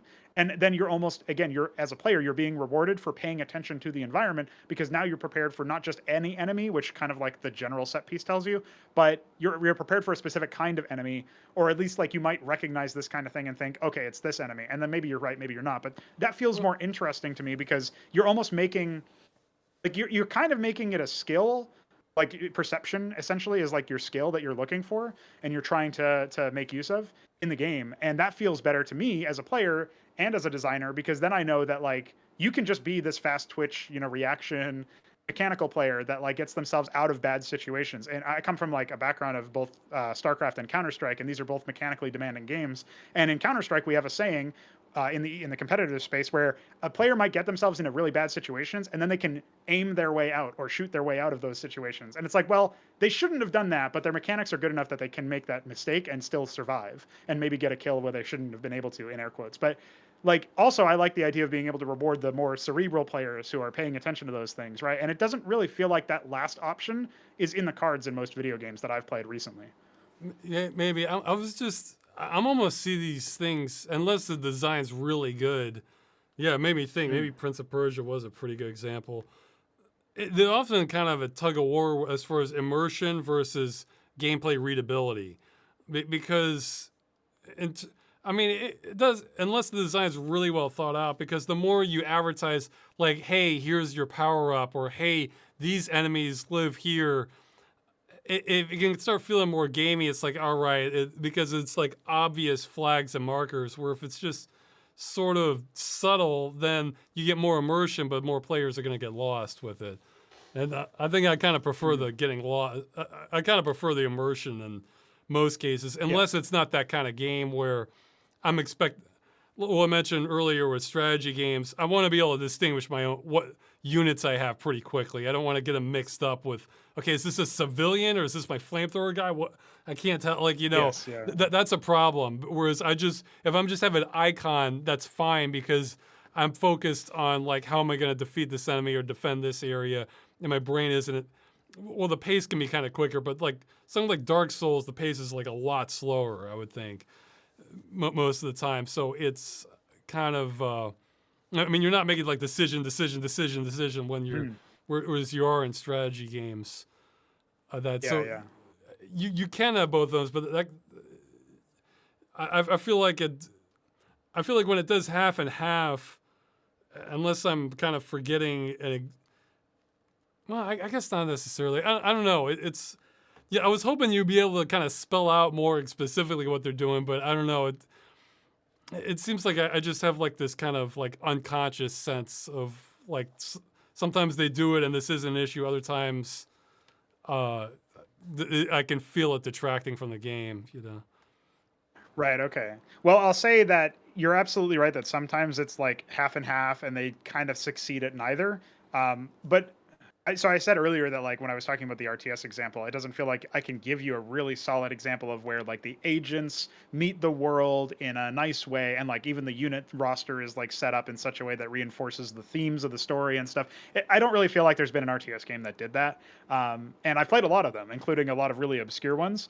So that's where like yeah, maybe in like 3 years or something, when I've made a couple of games, I can point to you towards like my examples from my work and say like, well, here's what I tried to do, and then other people might. I mean, maybe it's better to interview somebody other than the actual author of those games, because then it might sound like I'm tooting my own horn too much. But that would be like one example, because like the reason why I got into game development to begin with, and indeed modding, is because I felt like nobody was really doing the things that I wanted to see out of gaming, and particularly in the RTS genre. But I've got aspirations to make all sorts of different genres of games too. So that's why I figured I could talk a bit about FPS stuff as well, and other sorts of genres.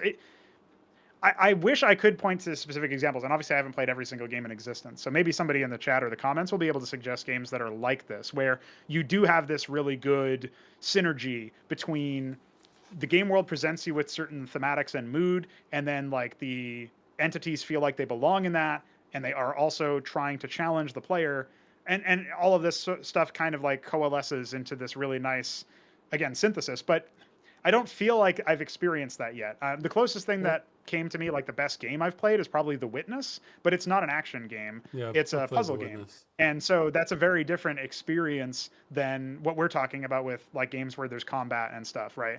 And I'm not even sure that you can use The Witness as an extreme example of like any of the ideas and concepts that we've put to words here, because there's definitely a lot of attention to detail, and definitely a lot of like, so earlier I was talking about how it feels like I need to somehow earn the trust of the player before I give them some subversion, because otherwise they might think that Yeah, either that's a yeah. bug or that's like a stupid thing that a lot of games do and the Or designer's you dumb or can something, think right? that okay, if it's this hard right now, how hard am I going to even be able to finish this? But because games usually ramp up in Mm, difficulty, so if like the mm. first challenge is just like my God, like I don't want to. This is this is kind of testing me at my limits. That it doesn't make me Right. look forward to the rest of it. But That's an interesting point. We can definitely talk about challenge a bit later on too. But like the example from The Witness that sticks out to me is there's a puzzle towards the end of the game, without spoiling much about the game itself. You solve one puzzle and it's like super easy for the stage of the game it's at, and then you solve the second puzzle and you realize that like actually it also resolved the first puzzle when you solve the second one, and then it starts to dawn on you that like, oh, I have to solve all of the puzzles in this sequence of puzzles with one solution that fits all of them. And that at that point, that's where the difficulty comes from. And if you didn't know, like if that was the first puzzle in the game, forgetting the part of it being really difficult, like if it was an easier version of that, but the first puzzle in the game, you might think that's a bug, because it's like, why is the other one unsolving? Like, isn't that weird? But like, because you've bought into the game by this point, because you've played for however many hours it took you to get towards the end, you're like, oh, okay, well, actually, this must be intentional. So I'm going to give my, sort of benefit of the doubt to the designers here. And that to me is like an example of the kinds of things I would like to be able to accomplish, but like transposed to the other genres, instead of being a puzzle game. And that's one of the reasons why that was probably the most memorable and most beautiful puzzle in the whole game for me, because it subverted that, but in a way that was actually like constructive, and gave its own sort of argument for like why this is a good thing. But again, like puzzle games are kind of like RTS games in that way, where the rules of engagement are very different, and so your expectations are very different. And you were talking earlier about how in the RTS example, like your standards for a story are like, is there a story? You know what I mean? Instead of it being Almost, like, yeah. oh, I do want one though in is it a RTS. good one? Right. Like I kind of want something. Like it's been really rare when the gameplay is like so great that alone Mm. stands. Yes. But yeah, most games I Yeah. like to So just have some context. Like, well, I love that at the end of Supreme Commander, they're telling, like I'm giving like this log, like speech about like what you've done here, has changed the fate of our, and then they inform me that like there's a vodka that they snuck into my unit, that they stuck into my Mac that yeah, you might want to enjoy that to kind of celebrate. I love all those little touches like that. That helps kind of sure. Yeah. give context to it. Um, Yeah. So I do want to ask about difficulty a little bit because you mentioned that sure. just now. How if your first experience with a game is really challenging, it can turn you off for the rest. So I have like I feel like most games are not very difficult, or if they are difficult, it can be in a way of where it's like just a bit of a slog and a grind, and instead of it feeling like it's testing core skills to whatever the gameplay genre is, like if it's an FPS, it's like aiming and shooting and like using your equipment and stuff. So in the RTS example, I'm working on tutorial content right now for that mod that I was talking about at the beginning of the show, and the tutorial will defeat bad RTS players. Like you will lose in the tutorial. And I know that that probably sounds really controversial to most people, but I think it's actually meaningful. And I'll give it to you, I'll pitch it to you this way, and you can just tell me what you think, because I honestly haven't heard. The people in my community are kind of bought into my ideas, so it's good for me to get like a temperature check from other people like Right. yourself who have thought about games and like have played a lot of games. So the thought process of why the tutorial can fail you and like why the enemy in the tutorial can defeat you is the point of it is to instill this idea that you are probably not going to be able to. I mean, if you're a really solid RTS player, you probably can beat all of these missions, or at least the bulk of them, the first time through. But if you're really new to the project and you don't know some of the mechanics, like this is the sandbox for you to learn, it doesn't defeat you immediately. You probably will survive at least like 10, 15 minutes into the mission before it becomes obvious that you're not going to be able to close it out, or maybe it's not obvious immediately, but like that's the turning point.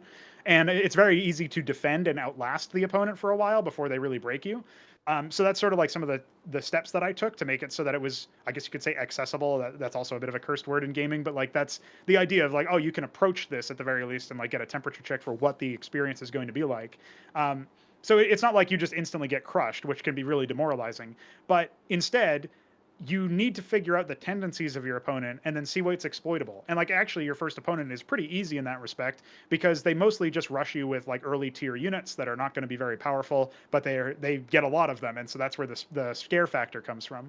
So in that kind of environment where now that you know a little bit about the details, if you knew that like, okay, I'm going to actually have to play an RTS somewhat well, maybe to the limits of my ability. Maybe not the limits just to get past the tutorial, but you at least have to play seriously in the tutorial instead of it being more handholdy. Does that sound like it would still turn you off in the same way, where it's like, well, actually, if this is going to be how hard the tutorial is, I might not even stick around for the rest of the missions? Like, does that sound different than what you've experienced so far? Because I haven't played an RTS game or any game really where they expect you to fail. Maybe like the Quake movement tutorials or something, but generally it didn't feel like I played a game where they expected you to fail as part of the learning experience, and that's sort of like what they're teaching you in a meta way almost for when you're playing the first couple Well, missions or something. yeah, that was one of the questions you said I might want to think about. Email. What I wrote down was like if I'm kind of expected to fail, I was thinking there's kind of two scenarios where I'm fine with that. One is okay, but I want it in a big way. So it's not like I Mm. just had like this Oh, small okay. margin and like this particular skirmish, I lost one more guy rather than I should have. And then I don't have enough resources. No, it's more like there's 50 of these of the enemies showing up on my doorstep. Like, okay. Okay. Now I understand like what our stakes are. It's like, so I'm all right with that if they kind of make a spectacle out of it. I like that. The other is if it's like really apparent to me, I just had the wrong strategy. I showed up to a gun. I showed up with a knife to a gunfight, essentially. Like, so I was prepared for like a land battle, and what happened was they came in with their navy on the rear area I wasn't even aware of, and they climbed the cliffs behind my base and then stormed in that way. It's like, oh, okay. So like, I like it to, I like to fail kind of big, I guess, if it's, I see. Okay. yeah, or just really obvious, like I was approaching this the wrong way, and not just like these kind of small margins were like, no, I needed to micromanage even harder and stuff like that. So yeah, just because I've had maps like that where I realized, okay, this is the wrong strategy, whatever what I was trying to do here. I need to like rethink my entire approach. So yeah, I'm fine with that. I would Okay. say you might want to hold back from having that in the tutorial, just because you're trying to get players to kind of stick with your game long enough to see if they enjoy it. So like kind of at least give them the basics. Maybe even give them like one mission where it's gonna be, not bad for a novice player. And then you can even have a cutscene saying like, all right, up until now, this has been a bit of a cakewalk. Now you're going into the real deal. Like, like you could even make that part of the story that like, all right, the kid Yeah. gloves Yeah. are off. And that kind of creates anticipation, of like, well, what's coming? What's going to be different? I wouldn't, I would give them, I wouldn't try to run that on people in the tutorial, or you can have an option. So it's like, well, if let's say they go through the tutorial well, like they have like an overwhelming victory. It's like, all right, hotshot, normally we don't do this, but if you're going so well, care to try the advanced simulator? That's something like that. Right. So Right. make the challenge optional for players who think they know what they're doing and that sort of thing. And Yeah. then Sure.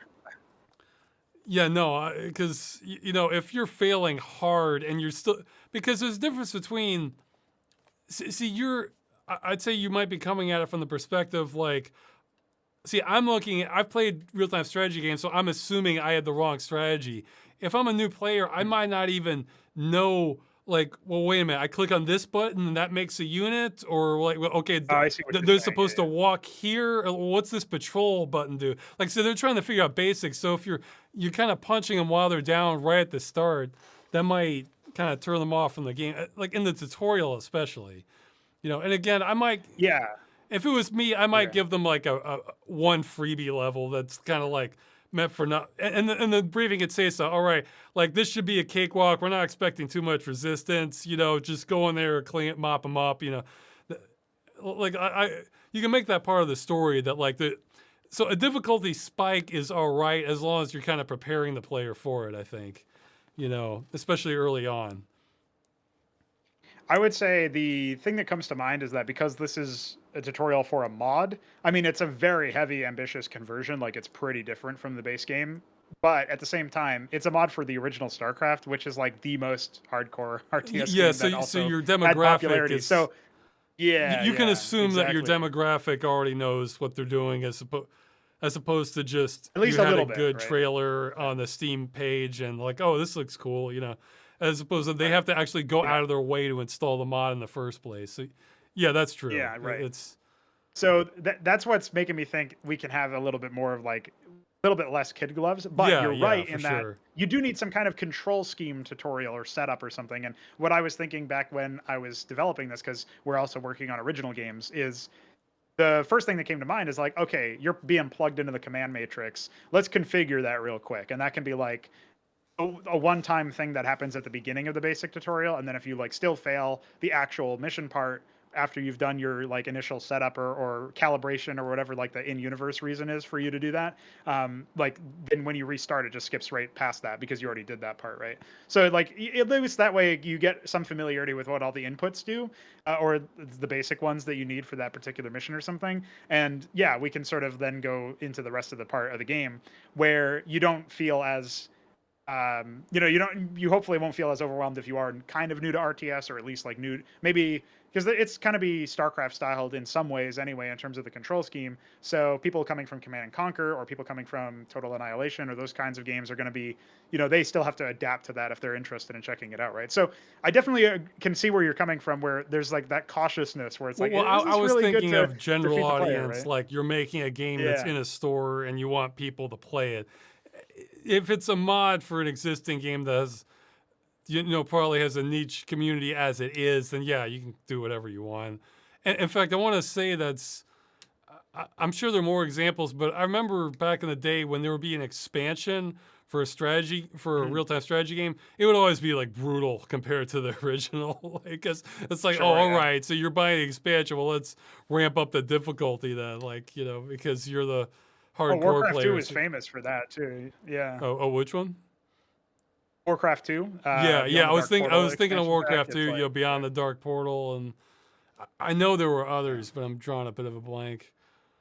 Where like What it feels like to me, yeah, the expansion packs, or at least like if we drill down on the Warcraft 2 specific example, I don't know how recently you've played it, but from memory, a lot of the missions started you off where you didn't have enough supply or food, as it was called in that game, to like continue building immediately. So you'd start off like with too many units basically, and then you'd have to like do some immediate battle really well, and otherwise you have to reset. And it's like, well, I don't know if yeah, that's. I mean, at the yeah. very least, you fail early, so you can restart early, but that feels really like the problem of like if you tell somebody you can lose in the tutorial, they might think, oh, I'm gonna lose in 2 seconds or something. Like it's not that intense. It's more like you get a feel for the map and the layout and the enemy that you're facing and stuff. But it doesn't feel like they put fairness first and foremost. It was just like, we're just gonna be really brutal and kill you like as soon as you can, as right out the gate. You're just gonna get defeated immediately, and that feels less fair and also less like that's just not what I'm interested in, even though I want my content to be difficult, because I believe that broadly speaking, you can't really be super engaged in the gameplay part, like the playing of the game, if you're not being challenged. And I know that's kind of why difficulty levels exist, but to go back to like the immersive world and stuff, difficulty selection levels make it feel like, oh, this you set it to easy, but the characters are talking like it's a really big fight and like it Oh was really yeah, hard and we yeah. almost lost, Oh well, and that like would the inverse be can also be true. that's actually an idea a lot of developers might want to toy with, where you get different dialogue depending on whether you're Mhm. playing easy or Yeah. medium. And like, yeah. I don't know Yeah, if I've yeah. seen that. Where like the story changes depending on your difficulty level. I guess I've seen that a little bit. Like in Painkiller, if you play on the hardest difficulty, you actually don't do the end levels. Like it's part of the Oh, plot. interesting. Yeah, like the very end levels, you don't do them. It's like, all right, you did it. Good job. You go to heaven now. Like on the and like the normal playthrough, you go to the end and want to keep on fighting. Okay, Yeah, I know some games would also lock certain collectibles and stuff behind like completing stuff at the highest difficulty somebody's saying or what Halo have did you. that a And bit. Is there I think different? that's an example of that. Yeah. There's different Yeah. dialogue if you're playing on legendary versus like novice, or You can like find different things at higher it might be heroic and up. Like there's terminals you can find that expand the game's yeah. lore. Well, I don't I've remember seen any some that are levels that like were ever gameplay different. wise, especially in RPGs. Like you'll get Yeah. better loot drops if you're playing at a harder Oh, difficulty okay. Yeah. because you need them. But no, I mean ones where like the dialogue's different. So it's like, oh, that's good. I thought it was gonna be a lot harder than like. Yeah. At the Yeah, very least, it feels like that should be different if you're on like the easy difficulty and they're having a breeze. Or, I mean, the inverse can happen, but it's more rare where it's like, oh, that was super easy. I'm super confident. But meanwhile, like you're bent over the controller sweating. It's like, I what the hell, kind of man? That did was that, really hard. not exactly, but I kind of did that on StarCraft 2 Wings of Liberty, where I replayed it. I replayed it on Brutal or whatever the highest one was to see if I Yeah, could yeah. get through it. And I did that. And I noticed for some missions, you were supposed to, like, just hold out or, just get this objective. So I thought, so I tried lowering the difficulty to easy on those, and I went on the offensive for maps that you're supposed to be just barely holding Yes. on. And yeah, you get different dialogue if you do that. It's like, well, you wiped out their base. That's one way of taking care of it. Or it's just like, Right, yeah, exactly. I like that. How there was like kind of a little Easter egg in there that if you actually just go so hardcore on the offense that you do not what they're designing for the average player, you get different responses. That was a nice touch. At the very least, yeah, something like that could happen. I mean, the other thing that I think of too here is that when you're in a position where you have difficulty selection and that does wildly change like the actual end user experience, it feels like it creates this discordance between players when they discuss missions or something, right? Whereas, and I know that this is probably like not the first thing that's on most people's minds, but if I go back to StarCraft 1 when the campaigns didn't have a difficulty selection, or Warcraft 2 like we were talking about earlier, there was no difficulty selection. You could use cheats, I guess, but like if you Yeah. completed the campaign, which isn't essentially super difficult for the original StarCraft, then you can at least have a conversation about like, oh, this mission was hard. And I noticed that when they made the remaster, they actually kind of gimped the AI a little bit because they broke a bunch of stuff, because that's what remasters do in games, by the way, guys. And when you have that experience and it's different, like if you talk to a guy who played in like before 2017 when the remaster came out, and then you talk to a person who played after, they can have very different experiences about the same mission despite there not being any difficulty deviations, because there's no selection limit, right? Or there's no selection of difficulty. So that feels to me like one example where it's like you're actually creating distinctions between what different players have the experience of, and that asymmetry can cause it to be really kind of difficult when you're trying to reach a consensus as to like what was a successful mission. And it ends up actually being complicated for the developers then to go develop more content in the future, because they're almost like offloading a part of the like learning experience or something to just play on a lower difficulty. You know, And that you feels should like just a bit of a cop out. just have, it should have like just like you could call it out in your difficulty names, like mainstream effort Yeah. players. And another one, well, I think it didn't hold up too well, but I think the name of it was good. That they were, I think for, what was it, BioShock Infinite, they had a 1998 mode or some 1997 Oh, mode. okay. And so the idea is you're playing as though the difficulty is from there. And I hold it didn't really hold up, but that's a good idea. Like you could have something in the naming scheme that really indicates that like you're just there playing to have fun. It's like, oh no, you wanna be able to say you beat this the way, hardcore players should play it. Well, then you should play this mode or something like that. Right, yeah. And I guess there's also the elephant in the room that's actually being discussed in the chat a little bit, is that most difficulties don't seem to make the enemies smarter. They're just like, oh, here's more health on this guy or more damage. And that, I mean, that actually is more egregious to me, because as the designer, you're supposed to design like a competent, cogent game state where you're experiencing like a good statistical metagame, if you want to call it that, where it's like this weapon does this much damage and that unit has this much health or whatever.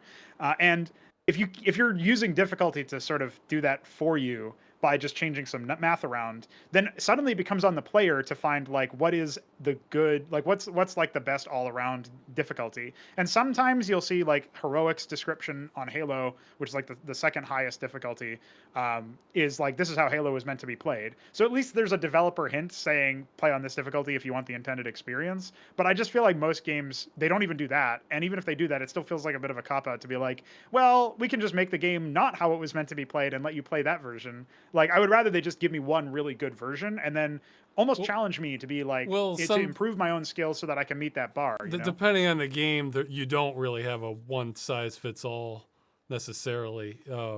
It depends on your demographic. Because I was thinking, well, actually, this was when I thought you were talking about like environments. I was thinking most of the kind of Metroid style games. I was thinking I do get a gross in the world in a lot of those. So maybe that has to do with them being 2D rather than 3D, like you were talking about earlier. But or maybe there's some other aspects to it also. But I was thinking one game I no regrets at all that I cheated on was Blasphemous. And I played it through legitimately for like the first level or so. And I remember thinking, well, the enemies are kind of grindy, but maybe it's like, okay, hit him again, hit him again, hit him again. Okay, finally, and they felt kind of grindy, but I thought, well, maybe I'll get upgrades. And then I got to the boss. I'm just thinking, I am going to die to this boss like 15 times before I get through it. I don't really want to be doing this. So I went and looked up a trainer, and I used one cheat. It was one hit kills. And I felt like it was a little overboard, but I was shocked how playable the game was after that. Like it was just like this almost feels balanced now. Like I feel like if I had just tripled my damage, that probably would have been better. Like, but I didn't have that option. So, and it just blew my mind, like how much more fun the game was for me. And I played through the whole game like that. I mean, I could still die. I still had to be careful, but I wasn't going like whack, whack, whack, whack, you know. And I mean, it fits the theme of the game because suffering is like a huge theme of that game. But I'm just thinking, I enjoyed the game a lot more with that, just tweaking those numbers. And that's not the only game that's happened to me on. I mean, Sure, other yeah. times it isn't a neat fit, but I remember that one just because I was shocked how playable and enjoyable this was with just those numbers tweaked, you know? And that can happen. What I aspire to create in my own sort of sector is the idea of like I aspire to make a game where even if you die to the boss 15 times, you come back thinking maybe I can do it this time. And it's like actually, Yeah, yeah. it's If you feel challenging you like to you do had better, it and but it's just like, oh, well, no, I can do this. And then, yeah, yeah. it can be tricky getting that feeling though. Because some games have done Yeah, that. I'm just absolutely. thinking, oh, I've got this. And like, oh, damn it. You know. Yeah, and I just feel like if you can achieve that, and it is a bit of a lofty goal, then you'll make a game that you could argue will be timeless. You can make something that's Well, truly great. That feels to me like that's the path to it. Is finding a game where it does challenge you. You do fail, but each time you fail, you're like, I think I know what I can do better at least. Like I can do it better this time around. Or, there was this one moment that stuck out to me where I lost. If it's a strategy game, there was this one battle that I took that wasn't right. Or, and that wasn't necessarily the turning point, but I know at least in that example, I can do better next yeah, time, even well, if I run the same strategy, it's right? like I said, if, well, no, like, especially if I have the wrong strategy, like, Yes, yeah. like a ramp I would find satisfying is I go into it and I lose big the first time. I'm thinking, oh, Yes, okay, yeah. I realized that they were coming in for an air assault. And then like the next time I get way farther, but then I still fail from something else. It's like, oh, okay, I needed to get this research done in time for that. And then by like the third or fourth time, then I have it because like I feel like I have much more of a grasp on it. Where I feel like that's usually that can be whereas if it's sort of like, okay, I tried this time, okay, I tried the second time, I just get like incrementally closer, and it's just like, no, it's still not going there. And then the third, fourth, fifth time, it's still just like it's not even closer necessarily. Sometimes you start making Mm. backwards progress because you Oh, just sure, yeah, can't. that can happen. Yeah, oh yeah, and that's not a good feeling once you're in that kind of zone. But if it's the sort of thing where you change your strategy and then you're making like 8, 10 times the progress you made the first time, but you still failed, that feels so much better because then you feel like, oh, okay, yeah, I have this. It's just I didn't. I was trying to figure it out, you know. Whereas Right. if it's just You get like a clear signal that this incrementally is like and the right back and direction to go forth, and down. it's Yeah. just like I don't enjoy that as much. Although some people like the suspense of that. It kind of varies Yeah. on your players. So I think it's a lot of my sort of outsider perspective on single player experiences comes from a heavy studying of competitive gaming, where I'm a bit of like an esports pundit when it comes to Counter Strike, and I follow a lot of professional Starcraft.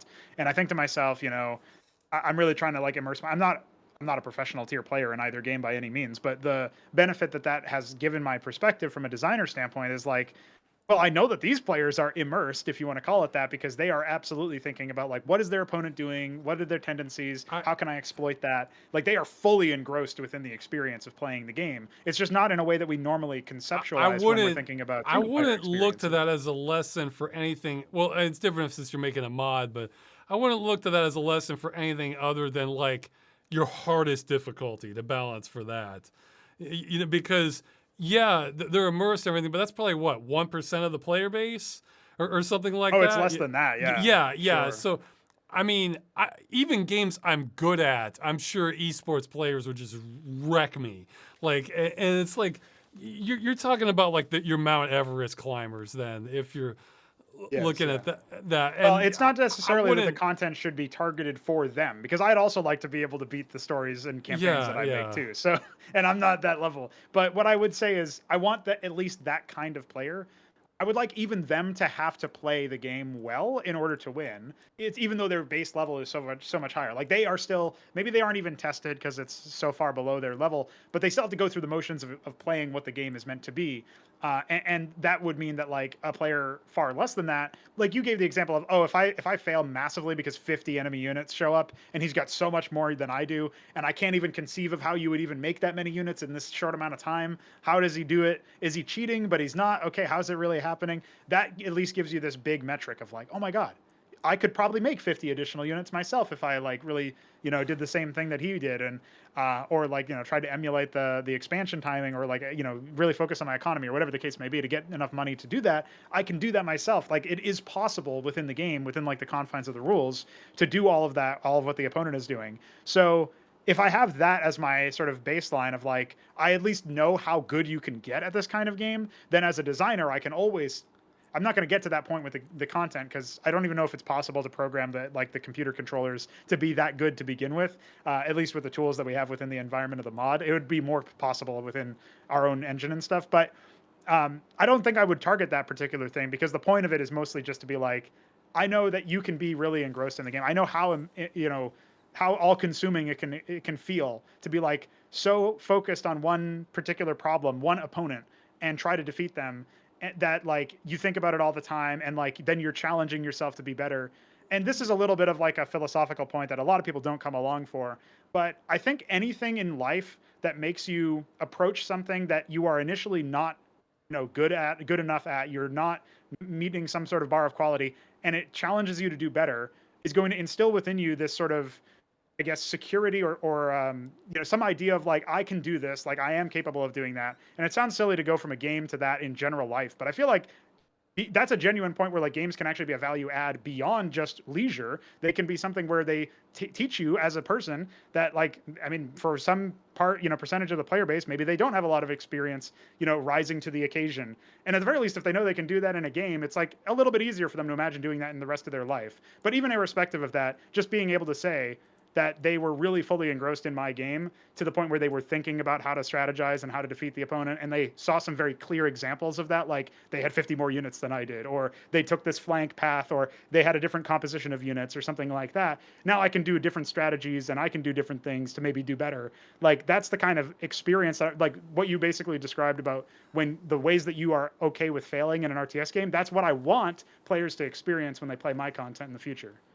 Yeah, I have mixed feelings, but I guess what I want to say is, on the other hand, you have your person who's been working 12 hours on a long shift, at a fast food restaurant or something, and Sure, they're yeah. coming back. They don't need that extra challenge past a certain point. Like they want enough to make it interesting, and fun for them. But they're like, to hit those peaks, it's like they see that, okay, it's gonna take hours and hours to get to like this level of skill mastery. And if I'm not really enjoying this particular gameplay element of it, it's like I'm gonna have to go to bed and then like get up in the morning for the next thing.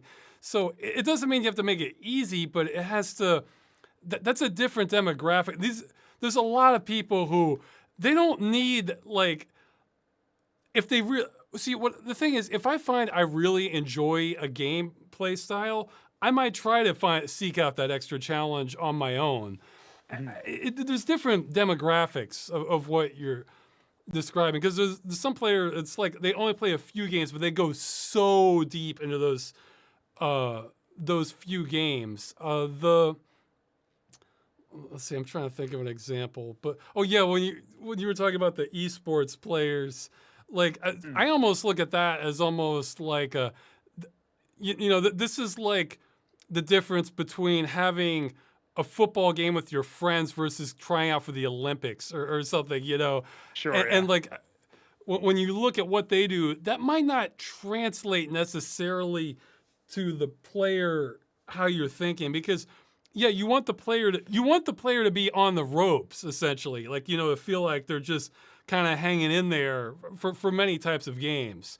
But what it takes for them to feel like that might be so different between like the skill levels, even if they played it well. Because I'll link to this in the YouTube description. There was a College Humor video where they invited a esports Starcraft player to fight against like basically the Oh, rest of I the know what you're talking about. office. Yeah. Yeah, and like Yeah. you see him warming up, and he's just like tapping the keys like this just to get the blood flowing in his hand to the muscles, so he can like manage like as fast as possible. He's simulating what it would be like playing against another esports. I was thinking like Right. this is something you should not target your player base with. This is something you can throw in some bonuses for players who do want to play like that. Like, yeah, maybe have like the super secret ending if you achieve like these Sure. Yeah. objectives, or like an upgrade that's pretty cool but not like an essential thing, or something like that. Well, I think getting to like 50% of the professional level is actually quite feasible, even for somebody who's coming home from a fast food job, because Okay. I don't actually play this kind of game myself that often. I'm playing it a little bit more lately because I've had a little bit more free time, but I can manage 200 APM as a general average pretty easily. And like I said, I'm not a spectacular player. Like the way I win games in my own game is usually through the strategy and the thinking man's approach as opposed to the mechanical skill. Like I actually slip a lot Well, on well, macro. I'll forget to spend my money and stuff like that. And that's, you can get to like where I'm at pretty easily. I'm not like a premier talent, you could say. Like I'm not gifted naturally. there's another consideration too, because I've seen this in Path of Exile actually. Sometimes the best Okay. way, the most effective way to play, it's not the most fun way. Where Oh yeah, like in absolutely.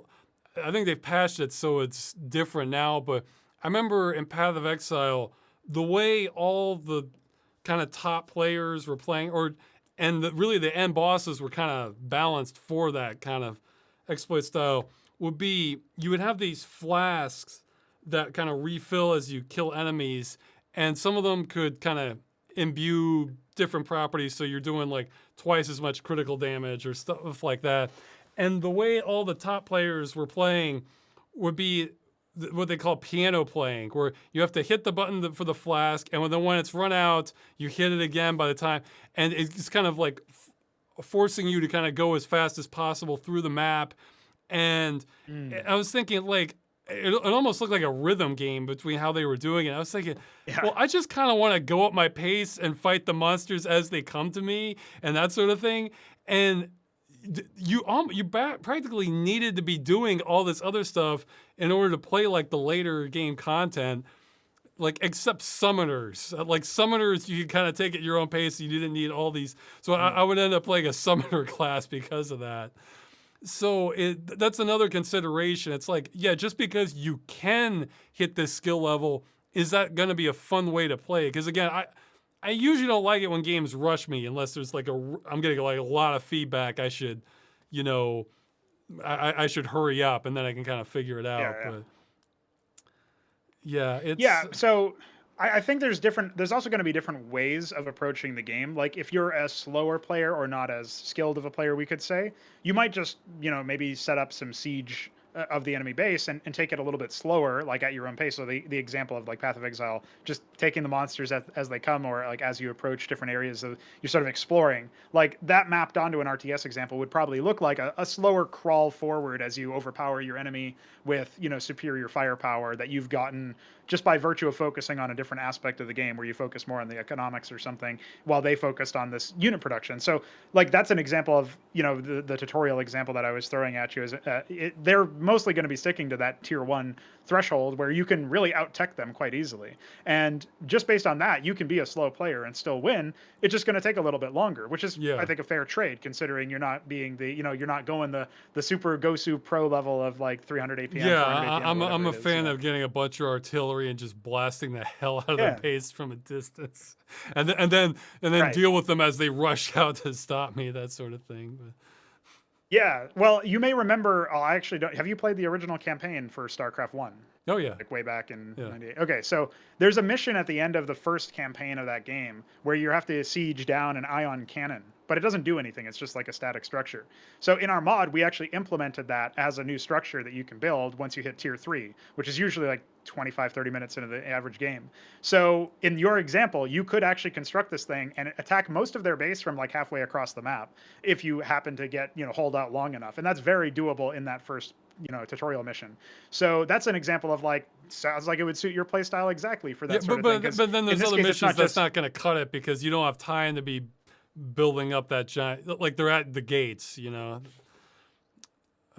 Yeah. I mean, there's going to be counterplay to that sort of strategy because otherwise, maybe at the higher levels of gameplay, that would be the only way to play, and we wouldn't want that to be the case because that's the example of like Path of Exile, where if the optimal way to play is not the most fun way to play, or not even a fun way to play, then ideally there'd be multiple optimal ways, and that sounds a little bit weird. Like you can't really have that, but my thinking is, we have so many opportunities, so many tools in the game for people to explore. So in that sense, I guess I hear that Dota 2, the MOBA, is kind of balanced this way. I haven't played much of it myself, so I can't comment specifically. But people keep telling me everything's overpowered, so nothing is. And I don't have the exact same approach in my game balance, but it's kind of similar in that there's a lot of really good tools, and some of them even have a little bit of overlap with each other. But the way that you execute with them is very different. Like the artillery versus the swarming, flooding the map with a bunch of units. That's two different, very, very distinct approaches, but they might accomplish the same thing of destroying the enemy base in that way, right?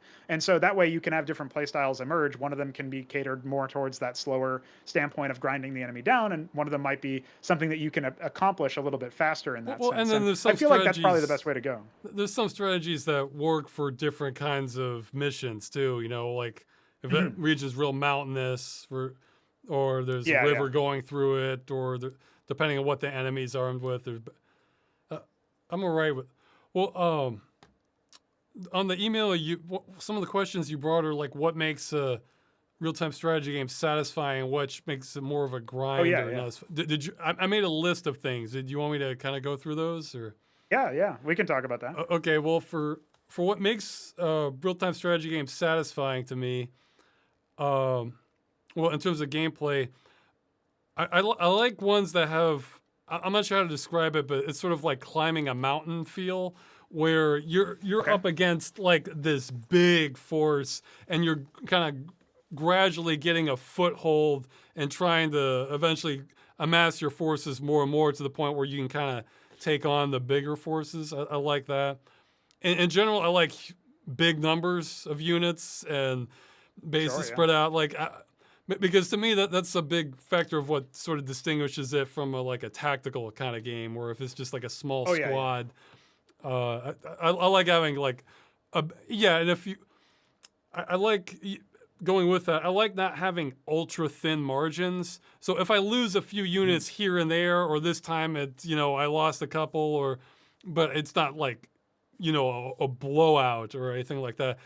That's fine. I can recover from that, or that sort of thing. Whereas I have seen some where it's like the margin for error is so thin, and some of them, it's almost like a puzzle game, what they want you to actually do. Yes. It's like a hidden puzzle game where, no, you need to train exactly 3 of these units, 7 of this one, because you're not going to have resources for anything else. And they need to be here, here, and here. Like, it's almost, I'm not a fan of that. I like it where, you do have to have a viable strategy, but, as long as you're executing it, you're in the right direction. You have some leeway.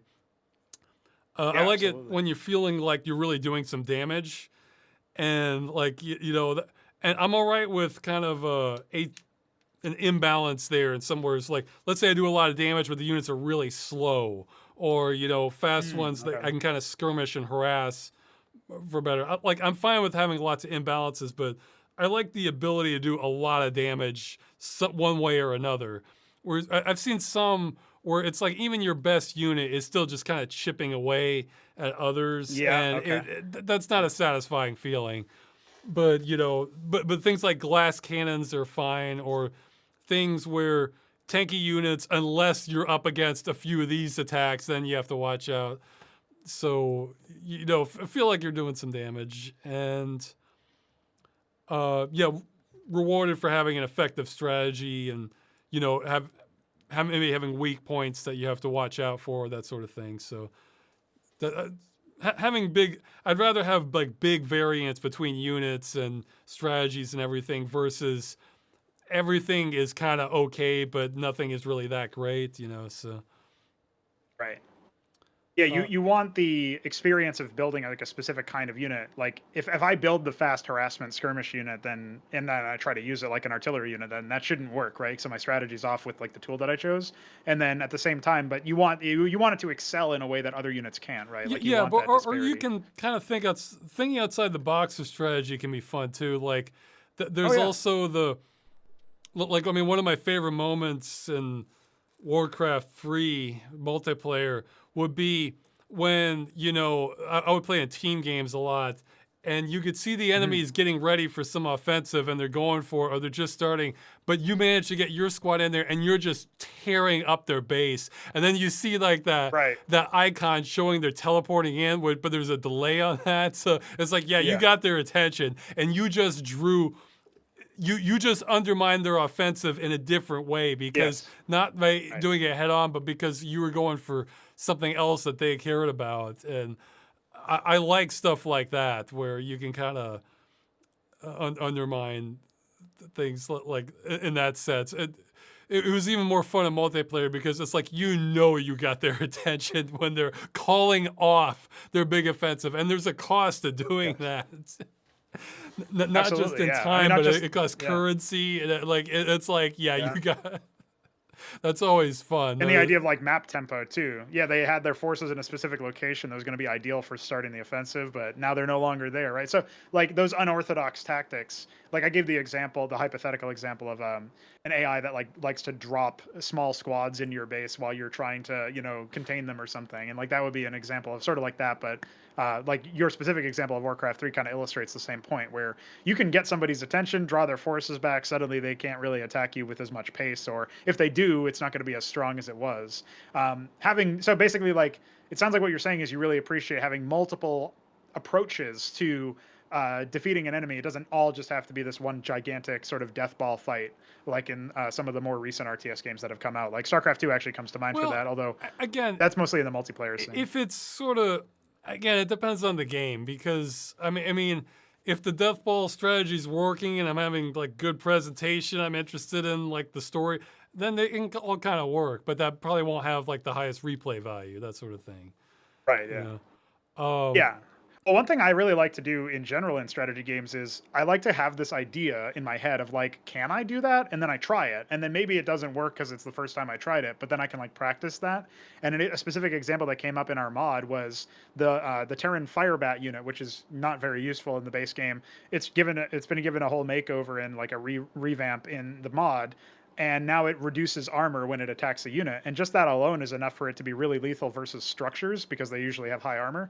And so, and obviously they're always pretty good against workers anyway. And what people have started to do, even at the high level of our tournaments and competitions, is people have started to just drop like packs of those units into enemies' bases and try to like snipe important tech buildings or anything like that. And that's like somebody somewhere had the idea, what if I just drop this? And then it like spread like wildfire through the competitive part where, you know, we have like maybe 20, 30 players who are actively playing at various levels of skill. But even like some of the best players that play Terran in our game use that to great effect, even if they're just using it to like break a siege line or something by dropping it on them. So it's pretty cool, in my opinion, to see stuff like that happen where somebody gets an idea and that's like the creative problem solving thing is like nobody's done that before because that unit wasn't really meta before and now it is. And suddenly it like gives you a whole new look at what the unit can do with certain other synergies with other units, right? yeah. Okay, so for stuff I don't like in real-time strategy games, I made a list. Well, I mentioned already no story. Like if I Yeah. see that it's like just gameplay, it's like okay, the only thing I have to look forward to is just a screen that says you win and that's it. It's like even Mhm. if it's like a real B level story that like I could if I tell Okay. what they're trying, that's fine. You know, it can be cheesy. That's no problem. But I like having Oh, like Command and something to Conquer look and stuff, like. right? Like to me, the story is almost like the Yeah. reward for completing. That's Yeah. the real reward for completing the mission. Let's see. Um, lots. Yeah. See, this probably goes against the esports players. Lots of micromanagement. Like I wrote down here that I like feeling like the general, not the staff sergeant. You know, for Okay. we're because I'm thinking like one thing I like a lot of games where like if they'll have like an ability but you have to actively click on that unit and tell them to activate that ability on this other unit or something like like using a med kit where I just want to say like no, just have an AI script that heals units around you, stuff that like I can kind of take a more of a big picture focus and sort of trust my units to handle like the very individual small things, but I might tell them like, okay, go up this route or something like that. So I like seeing some agency from the units so I can focus more on like the kind of top view strategy of it. Oh, it's And interesting because you said earlier you really like scale in video games, like in strategy games, and I know that one of your favorite games is Supreme Commander. oh yeah, But from my knowledge, and maybe that you can correct me because the last time I played it was so long ago, I felt like they went backwards in terms of like how intensive you could get with micro. Maybe I'm thinking of the second game where they did that, oh but the like second, it I don't felt like like to the second me, one. yeah, it felt like to me, you like at least coming from a game like StarCraft, where micro is like a huge. It might even be more important than macro in some ways. I mean, the competitive players always tell you just spend your money, but like you can really swing fights just by paying more attention to your units than the other guy. Even if like on paper you're supposed to lose, you can win overwhelmingly if you micro well, and they don't. So that's like what comes to mind for micro and me in my case is like, oh yeah, absolutely, like these really cool spells and abilities that are powerful but like require your attention because we talk about spending money like currency in Warcraft 3 to like, buy another scroll of town portal or rebuild the units and structures that you destroyed in the raid. But what comes to mind for me is like I kind of think of your focus or APM or whatever you want to call it as a resource. And if you're spending it on your units instead of like your rest of your base and stuff, that comes at its own cost. But if you're spending it well by like really like you're talking about being the general and not the staff sergeant, like that can feel really rewarding where now we can have really balanced interactions, even though this ability is super powerful. If it costs you to like set up before the fight well and Well, stuff and okay, like have like good tactics. to give you an example of what I mean, like let's Mhm. say you have like a skirmish between like your cluster units and the enemy. What I prefer to do is kind of look like okay, I mean I'm still doing some microwing, but nowhere close to like what an esports player would be doing. Where I see Sure. like Right. okay, I want to send like their ranged units are in the back. I want to send my units to try to this cluster units to get around to them. And even I just want like a hotkey to select that group and just go, or maybe one group out of three or something. Or Mhm. I brought along healers and I kind of kept them in the back and they're just gonna kind of automatically kind I of see what boost you're me a saying. little Yeah. bit. And it's like maybe I can get some, I see a cluster of where the fighting's breaking out there. That might be a good one for units that do area damage, area of attack stuff. And I'll focus them there. So I'm still doing some microing, but I'm not telling like this unit to like, okay, attack this one. I'll select this individual unit. Okay, select this buff I at this see. Yeah. point. Let's select this individual unit. Let's select this buff at this. So like it kind of caps out how much I want to micro. So I mean, I'm kind of shifting things around in the fight, but kind of more broad or medium broad Mhm. strokes rather than like once I'm getting down to like the individual unit, like I feel like that's kind of too much for me for how much I want to manage, because I'd rather have fights Okay. where I have like ideally maybe hundreds on the screen. So this is more of like a sweeping wave where I'm going and trusting that the AI it'll kind of work out through the AI, or that I brought the right fighters to this particular kind of fight, Yeah. and these defenses and that sort of thing. And maybe I have another cluster that's like on the northern end of the map, trying kind of testing the waters there. So it's that like once it gets like really really granular, you're absolutely right in that can give you a huge advantage. But that's not how I enjoy playing. That's like that's more than my brain wants to juggle, or just by kind of I see what you're sloppily saying. Yeah. selecting the unit too. That Well, yeah, it sounds like I mean, I always really like scale in an RTS game, and I actually feel like the original StarCraft is a little too small scale for my taste. So, as part of like making that more possible in our mod, I mean, we removed the unit limit. We raised like the entity limit in the engine and like removed the supply limit. And then we also made it so you can select more than just 12 units at a time, which really helps for like army movements. But it sounds like what you're talking about too, when I pair that with your predilection for like sieging and artillery and stuff, is it sounds like you really like the idea of setting up before a fight so that you're setting yourself up for success, and you only need to like minimally adjust things once the fight breaks out. Is It that might sort of not. right? It might not be so minimal. It might be like, oh God, they're coming at me. I need to retreat, Okay. but I already have like some better base defenses, or rework it, that sort of thing. Okay. I Yeah. might Yeah. have gotten the strategy wrong. It's just, to me, there's like a world of difference between, like, okay, let's say I have like 30 troops or something, but they're in broad categories, so there's only like maybe kind of three different units, maybe 3 to 4 different units I'm doing. I'm sort of just kind of shuffling around their positioning or what they're doing at a specific time. They're just easy measures. Whereas if you're going down to like the granular level, you can make, like I was talking about, getting those archers in the back. Well, that you're going to do that Right. better if you can actually weave your units through that and just go, okay, you here, you, and like, whereas I'm just kind of saying boom, boom, and that's not as effective. Yeah. But my brain's still engaged with what I'm trying to do, so it's not like set everything up and then it rolls perfectly. No, things are going to change, but it doesn't require like micromanagement to the level of like, okay, I need this soldier to take this specific path, and then this one take this specific, and this one this. I don't know. It just stops being fun to me when I have to do that. But Yeah. So to give you an idea of like, that actually is pretty much how I approach the micro. Well, I'm trying to get better at, like, it sounds weird. I'm trying to get better at not spending as much focus on the micro, because I can micro each individual unit. I'm like pretty fast with the mouse and stuff, but if I do that, then like I'm not training units back at home, and I'm not setting up new bases yeah, and yeah. teching See, up and that stuff. can be So like one of it's my the balance of the downfalls. attention, right? But what I'm Yeah. usually okay with is that I get so engrossed in trying to win that battle that I forgot this Yes. other stuff I should have been doing back at the base during that time. Like I Yeah. kind of just zone in on the thing. Oh God, I forgot to, like, set up our anti-air or something like that. Right, or like you try to get to the next front, or like attack. I have this like drop that I was planning on doing, or another attack squad, but then I just like, oh, it slipped my mind because I was busy with that other one, and that should have hit like 30 minutes ago or 30 seconds Okay, ago or whatever. well, Yeah, yeah. maybe I should run through the rest of the other stuff I don't like. Oh yeah, sure. Go ahead.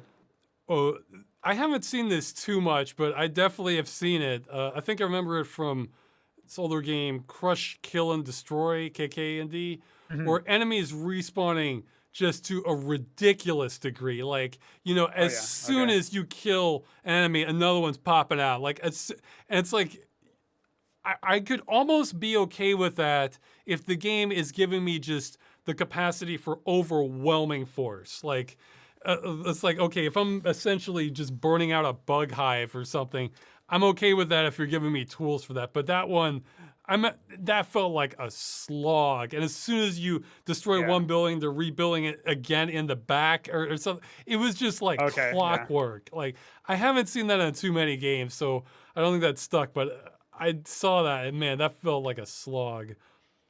Um, Yeah. There's loads of stuff like that. I guess having a real small number of units, or giving you so few resources that you don't have much flexibility. Like Right. Okay. like I tried playing through Iron Harvest, and it started feeling like that for some of the missions, where it's just like I feel like I'm starving for resources or more units, or there's just a hard cap of what they let me have. Yeah. So like everything's a small skirmish, and your margin for error is kind of limited. So uh, let's see. Well, this is something. Several games have done this. I remember first seeing it in Warcraft 1, which is the missions that aren't base based. It's like you start off with like just a cluster of units, and you kind of walk them through the Yeah. map, and it's just kind of that short skirmish, and you're not training any units, or you're not starting with big numbers. It's just Yep. like try to maximize your efficiency for every encounter with just these few units, and rotate them to the back, and that sort of. I never really liked that. It feels like you're not engaging with most of the gameplay, right? It's like, oh, let's just give you half the game to play. Well, yeah. Like they got rid of that entirely, I think, for Warcraft 2, and then they brought it back some in Warcraft 3. Yeah. Uh, let's see. Well, yeah, this is something I saw in Supreme Commander. Things you have no way of preparing for, and the Oh game yeah. expects Yep. you to prepare for it because it's not as simple. Because in Supreme Commander, you would accomplish an objective, then they would say battle area expanded. And the thing is, I'm Yeah. okay with that, but you need to act like this is the first time I'm seeing this, and instead Mm. it might be like 30 seconds and then this just armada is going to rain down on you and so it's like what you really need to do is load your game 10 minutes earlier and then start preparing for that uh, new onslaught that you had no way of knowing was coming. So I'm all right with them flipping things upside down, but you have to like let you need to balance it so that the player doesn't know that's coming. You have time to Absolutely. Yeah. prepare for this new development. And I guess the other thing I don't excuse me I don't like is like for some mechanic having to root out every last stealth unit in the game or just something that involves Yeah. checking every single inch of the map. I mean, I'm all right if they have like stealth units, but if they're like a scout or something or like an assassin unit, it's like, oh, okay, I can have kind of a safe zone in my base. And then out there, it's like, okay, well, it might have, might not. Whereas some games, it's like as a victory condition, you have to get every single last unit. And so I'm just there, just going, sweeping I basically have won the game. It's just that I don't know where these last units are. I just have to kind of like sweep again and again and again, trying to find them. I don't like that. So. Yeah, that reminds me of in Warlords Battlecry. I can't remember if it's in the first game, but definitely in the second and third. There's a dark elf unit called the assassin, creatively enough, and it just has a random chance to execute whatever it's attacking, and that can include heroes. So you can imagine how annoying that would be. I mean, that's like it's not really a stealth unit, but that's what it makes me think of anyway. Because you were talking about that. It's like maybe I walk out in the forest and I get ambushed or something. But I think extreme randomness can definitely like upset the balance. Like we try to remove a lot of that in the project just because it feels like okay, you can maybe have like random spawns for places like or a random decision that an AI decides to make or something, but it feels like if you're like randomly missing an attack or randomly critically striking or something, that can feel pretty cheap because it's like the game just kind of decides arbitrarily that you don't get to hit Well, this enemy or you do more damage or something, you know? well, the way you deal with that is have a lot of units. So who cares if it I managed to guess, get a yeah. lucky hit on that one? No, that can be pretty satisfying if it's just like bam, just killed it immediately. Okay, but then there's 100 others, so it can kind of pad it out that way. It just feels like if you have those slim margins, like by chance, because you can't always legislate that every battle is going to have a lot of wiggle room for one player or another. Like if you have relatively even unit counts, that can start to really swing encounters potentially. And it's not really like, oh, this player was more like 50% more skilled. It's just that they had like a chance to hit, or something like that. That's where it starts to interrupt like the feeling of, um, like I guess to put it another way, it's like that can make it feel really hard to understand where you went wrong, especially if it's not immediately Oh, shown to I you that like see. that Yeah, can even be a thing. yeah, that's Like, oh, true. suddenly I lost a bunch of units. Did I just not have the right units? But like, if it was actually just randomness that decided that you lost that fight, you could try the same strategy next time and win, and then still not really be sure what happened. You know what I mean? So I feel like it can be pretty disruptive to that. But yeah, you're right that you can attenuate it with larger scale stuff, but that also increases the likelihood that maybe some of that randomness occurs because there's more interactions happening. So I Yeah, guess it and, just and it depends. could be the sort of thing where some players just amass the randomness so that, well, no, you can balance for that. So, but yeah, well, that's all I had for the stuff that I clearly don't like in strategy games. Right. Yeah, I mean, it sounds like one of the things that I like about a strategy game in terms of its scale is not just the number of units, but like the number of units you deploy in one battle or something, like big armies, hundreds of units and stuff. I really like that. I find that satisfying. But also, if you have multiple, like if you have really a huge plethora of options to choose from for like which units you make and which buildings you make. So in like compared to the original game of StarCraft, our mod has over 80 new units. Oh Just wow. because I wanted to have the ability to go up to higher tiers of tech, and like you don't get access to all of them at once, obviously. So it's not like for a while when we first started, and maybe when players first start anyway, it's like maybe they have a bit of choice paralysis because they don't know all the options yet, and Yeah, that's partially what the tutorials are going to work on is like that'll sort be of doling them out overwhelming to at you a first, little bit but slower. that gives you a whole lot Mhm. of replay value too. So, and Absolutely, yeah, yeah, because there's so many different strategies that unlock. yeah, no, I'm all right with that. That's one where I would be kind of overwhelmed, but at the same time, I could just pick some and just see how it goes, and Mhm. you know, Yeah, I will. One of the biggest ways that I think is going to be good for teaching that and tutorializing that is in the tutorial content. It'll be a mirror matchup. So you'll be like, if you play as Terran, you'll fight other Terrans, and that way it's like whatever units they train, you know that you can also train. And I think that will help it because maybe you'll go like a mech build when they went infantry, and then you'll see like the different tools that each that the one race has that you don't need to worry about like learning it all just by what you train. You can also see what the other guy did. So I feel like that will also help with that. But yeah, generally it's like a lot of attention went into pacing the early and mid game stages so that you didn't unlock so many things all at once that it yeah, would actually be yeah. super overwhelming. Yeah. No, no, it it might not be optimal for new players, but I'm Right. that's gonna help your longevity at the same time, like having lots of units, you know. Yeah. Yeah. I was thinking too, a conversation that was happening in the chat a little bit ago was talking about um, who are you appealing towards, right? If you're trying to go for mass appeal, then like this is back when we were talking about like trying to learning from the competitive space and like trying to apply certain lessons to the content design of like single player campaigns and stuff. And again, I understand a lot of people are going to be dubious about that, or it'll sound controversial anyway. But at the same time, I mean, for one, obviously the target demographic for this is like ideally I'd like to appeal to people who have given up on RTS games or only like the really old school ones or maybe just haven't played that much of them and are curious. But right now it's a mod for StarCraft 1, so that's like the bulk of what we do, and eventually when we release our own games that's going to be more like where we try to open arms for everybody. But I think anybody could approach the mod. It's just like, we need to add more content for you to learn stuff at a little bit more of a sane pace. But either way, it's like I do feel like too many games now, and this is probably true of all sorts of media, they try to be all things to all people. And a lot of the RTS games that have been announced lately, like Stormgate and Zero Space, have heroes and creep camps and a bunch of other stuff that is sort of tangentially related to some RTS games, but it's not like the classical RTS Yeah, formula that you would that necessarily think stems of. off from Warcraft 3, I think.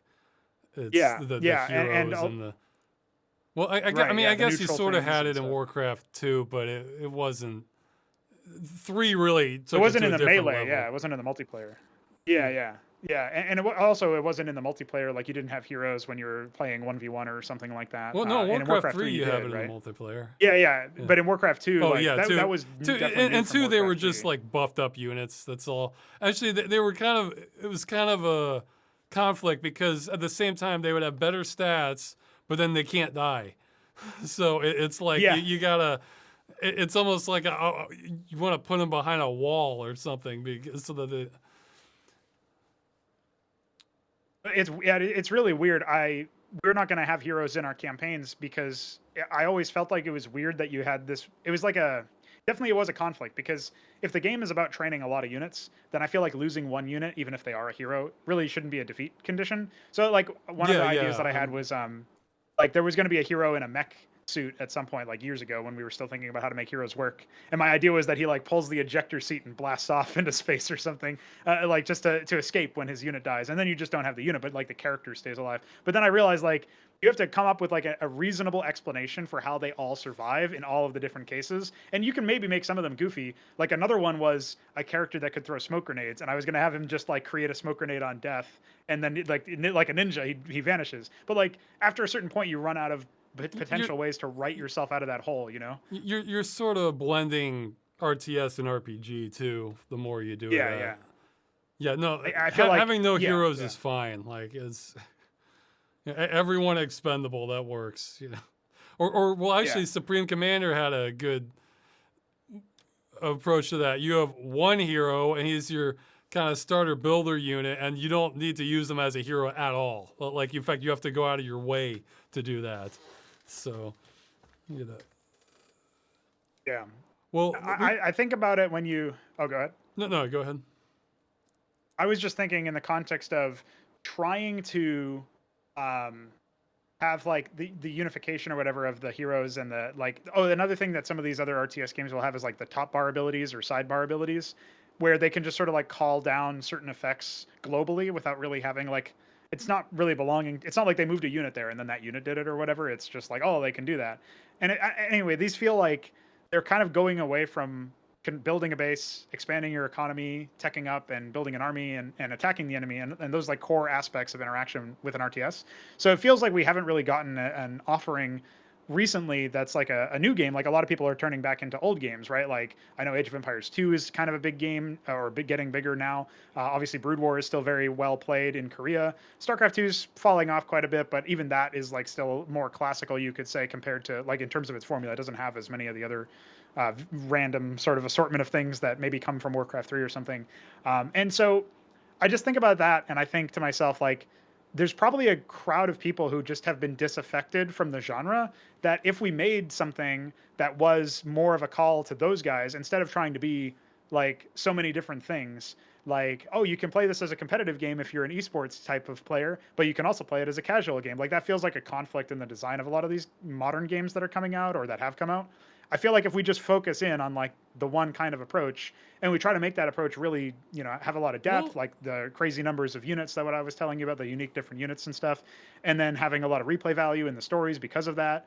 I feel like that's going to really, I mean, if we get the right, get it in front of the right eyeballs where more people are aware that it even exists and this design philosophy is still a thing, we might get a lot of returning players actually, which is something that because a lot of people that I know that used to like StarCraft or used to like RTS games in general are like, well, yeah, I don't know, like I'm not really a fan of like the new ones anymore, and I feel like I that's think probably why a lot of people are sticking with the old stuff. I think the split doesn't have to be as bad as you think, because what you can do is you can target, you can change the stats and abilities of your top of your units so that esports players are likely to be happy with however that Right. works out.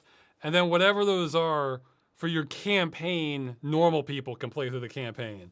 Like even so, even if they have the same stats and they're not using them the same way, you're not going to be challenging them on an esports level.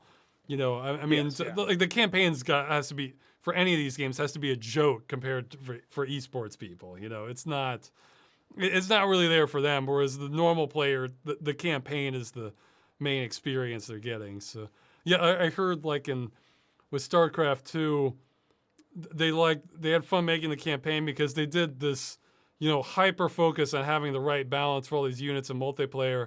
And then the campaign, he gets to go and Yes. break Yeah. all that, and add units you don't have in multiplayer. Yeah. Yeah. Yeah, that Um, happens a lot. I feel like the rosters of the races that you control don't actually even have to be the same if you don't want them to be.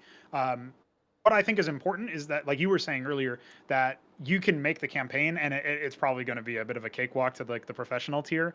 And that's totally fine. Even in my work, I expect that to be the case. But I'd like them to at least be playing an RTS if they decide to play it.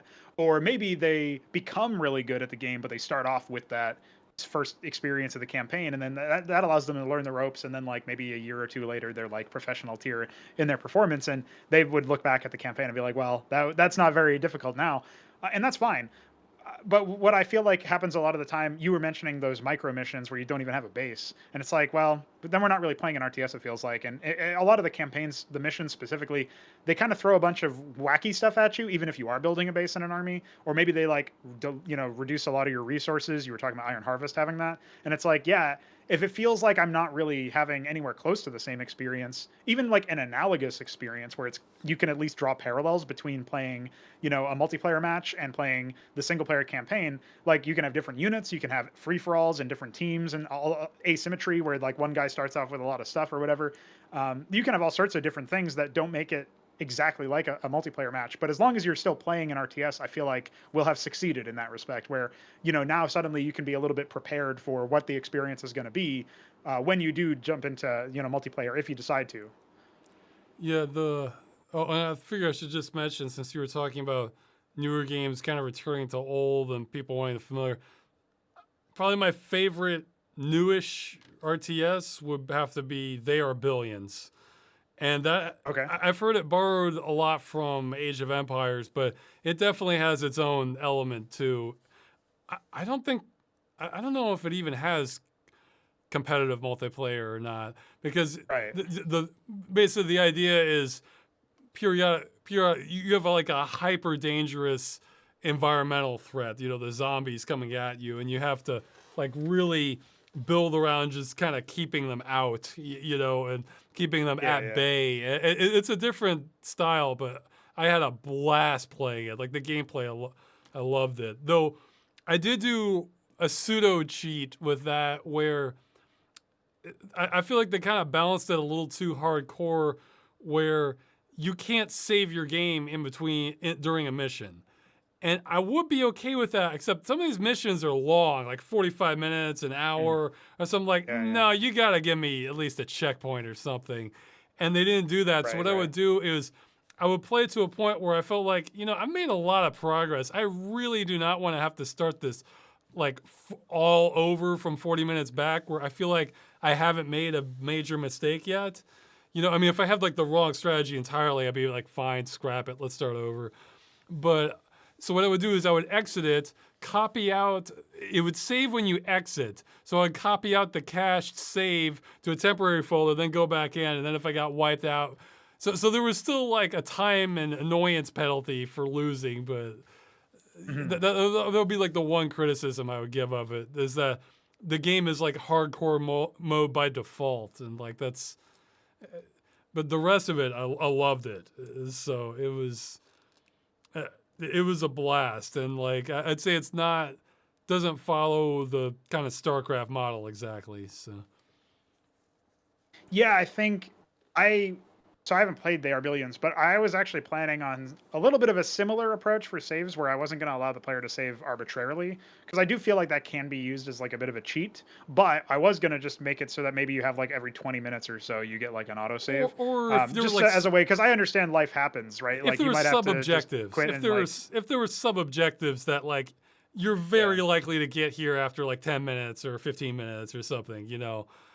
I'm all right with that because then you can kind of create some suspense with it, but Yeah, that yeah. was another one where you kind of had at some points, especially in the later levels, you sort of needed to know what direction they were going to be coming from, like if it was like the north or the south or something, because it wasn't really balanced without having that knowledge ahead of time, in my opinion. So yeah, it's just Right, yeah. it's not that it can't handle no saves; it's that the penalty for the length of the missions, the Yes. penalty just was checkpoints are fine. You know, Yeah. so, you know, if you headed off that big invasion, it's like, fine, you get your checkpoint. And like you said, life happens, but at the same time, there's some games I know, okay, I can't just hop in, hop out. I need to like clear time to play Right. this game. I'm all right with that, you know. Uh, but I'm not all right Yeah. with, I did everything pretty well, I thought, for 40 minutes, and then there was something I couldn't have anticipated, and now I have to start all over. No, this is not cool Right, once yeah. you start doing that. So, It also sounds like maybe that's a bit of a weird like mission design or game design problem where maybe if the missions were just shorter, it wouldn't matter as much. Or maybe if they didn't have well, those almost like gotcha I like moments, big right? It's like, missions. I like, you know, where yeah, by the time they end the mission, you're in a very different place than where you start out at. I'm yeah. all right with that. So. That's actually one of the reasons we extended the tech tree so much is I wanted to add support even in like 1v1s or whatever, where you would see maybe like hour-long matches. And we actually, one of our tournaments, we had a 50-minute opening game, and it was the first match of a best of five. So you could tell that it Oh was like, wow. oh, well, this is very different because a lot of the games would end much sooner than that. But both players got to like the end game tech, and they had this like constant battle over the resources as they were sort of like depleting some of them and stuff. And I mean, it was really back and forth. It was really compelling stuff to watch. And like the longer the game goes, the more stakes are at play. And I feel like you feel that in a single player context too. It doesn't have to be a competitive thing. It's like, well, if I know that the map state is very different because I mean, again, I don't really know how the Billions works, but like the more conventional RTS examples are like a lot of the resources are depleted or less, bountiful than they used to be. So there's less on the map now, which means like each individual fight starts to matter a little bit more because Well, it's harder to replenish your with units their and stuff, right? billions, from what I remember, I don't think you really deplete the resources so much as the enemies keep growing the longer Oh, you okay, go. yeah, So you kind of need to gotcha. really get your economy roaring to just keep up with the threat that's Yeah, going to be coming later. So I highly recommend playing that, especially if you're into. Again, it's the most fun I've had of like a modern RTS. I mean, it's been out for yeah, years, but it's modern-ish. So it's yeah. kind of That's half. fine. It's Yeah. half Age of Empires, half almost like a zombie infection simulator. That's how I would Yeah, I describe was it. I was almost gonna suggest Plants versus Zombies, but it sounds like the levels Oh are more no, it's free form different than than like Plants left to vs right. Yeah, Zombie. It's more like right. Infectinator. I guess would be. Okay, okay. That's more of a niche game. Most people probably don't know about that one, but it's where you try to. It's where you play as the zombie master. What you do is you just try to infect at certain points and have like the right zombies and have it flow outward. So, well, Gotcha. we've been going a while. I figure we should try to wind this down a little bit. But Sure, yeah. any points and stuff you want to get out, go for it. Yeah, well, I sort of touched a little bit on preparing players for multiplayer using the single player content. And I just know that RTS games in particular are they're kind of like a genre of game where people might really appreciate the gameplay, but they might have ladder anxiety or some other reason why they don't want to play competitively. Or maybe they only like to play with people they know, so they play a little bit more on the casual side. And I don't think that this approach would fix that entirely, but I feel like you could have a lot more people who ready to play a little bit of multiplayer, especially if there's like team games or even a co-op, more casual type of experience where like I know a lot of people don't even like queuing for that sometimes because they feel like they'll be a dead weight for their team or they won't be able to contribute as much. And I feel like if the single player content teaches them a lot about the game and yeah, it challenges them, but once they complete it, they can say that they're at least like, it actually means something. If you follow the communities of a lot of these games, especially, the older RTS games where the campaigns are less about RTS and more about, maybe like a bunch of gimmicks or a bunch of puzzle type things like you were talking about earlier, or obviously the micro missions, then it's like, well, they tell you to play the campaign so that you can understand how the units work, but they don't really teach you the right kinds of lessons. An example I always like to go back to actually is in StarCraft 2, the Protoss campaign.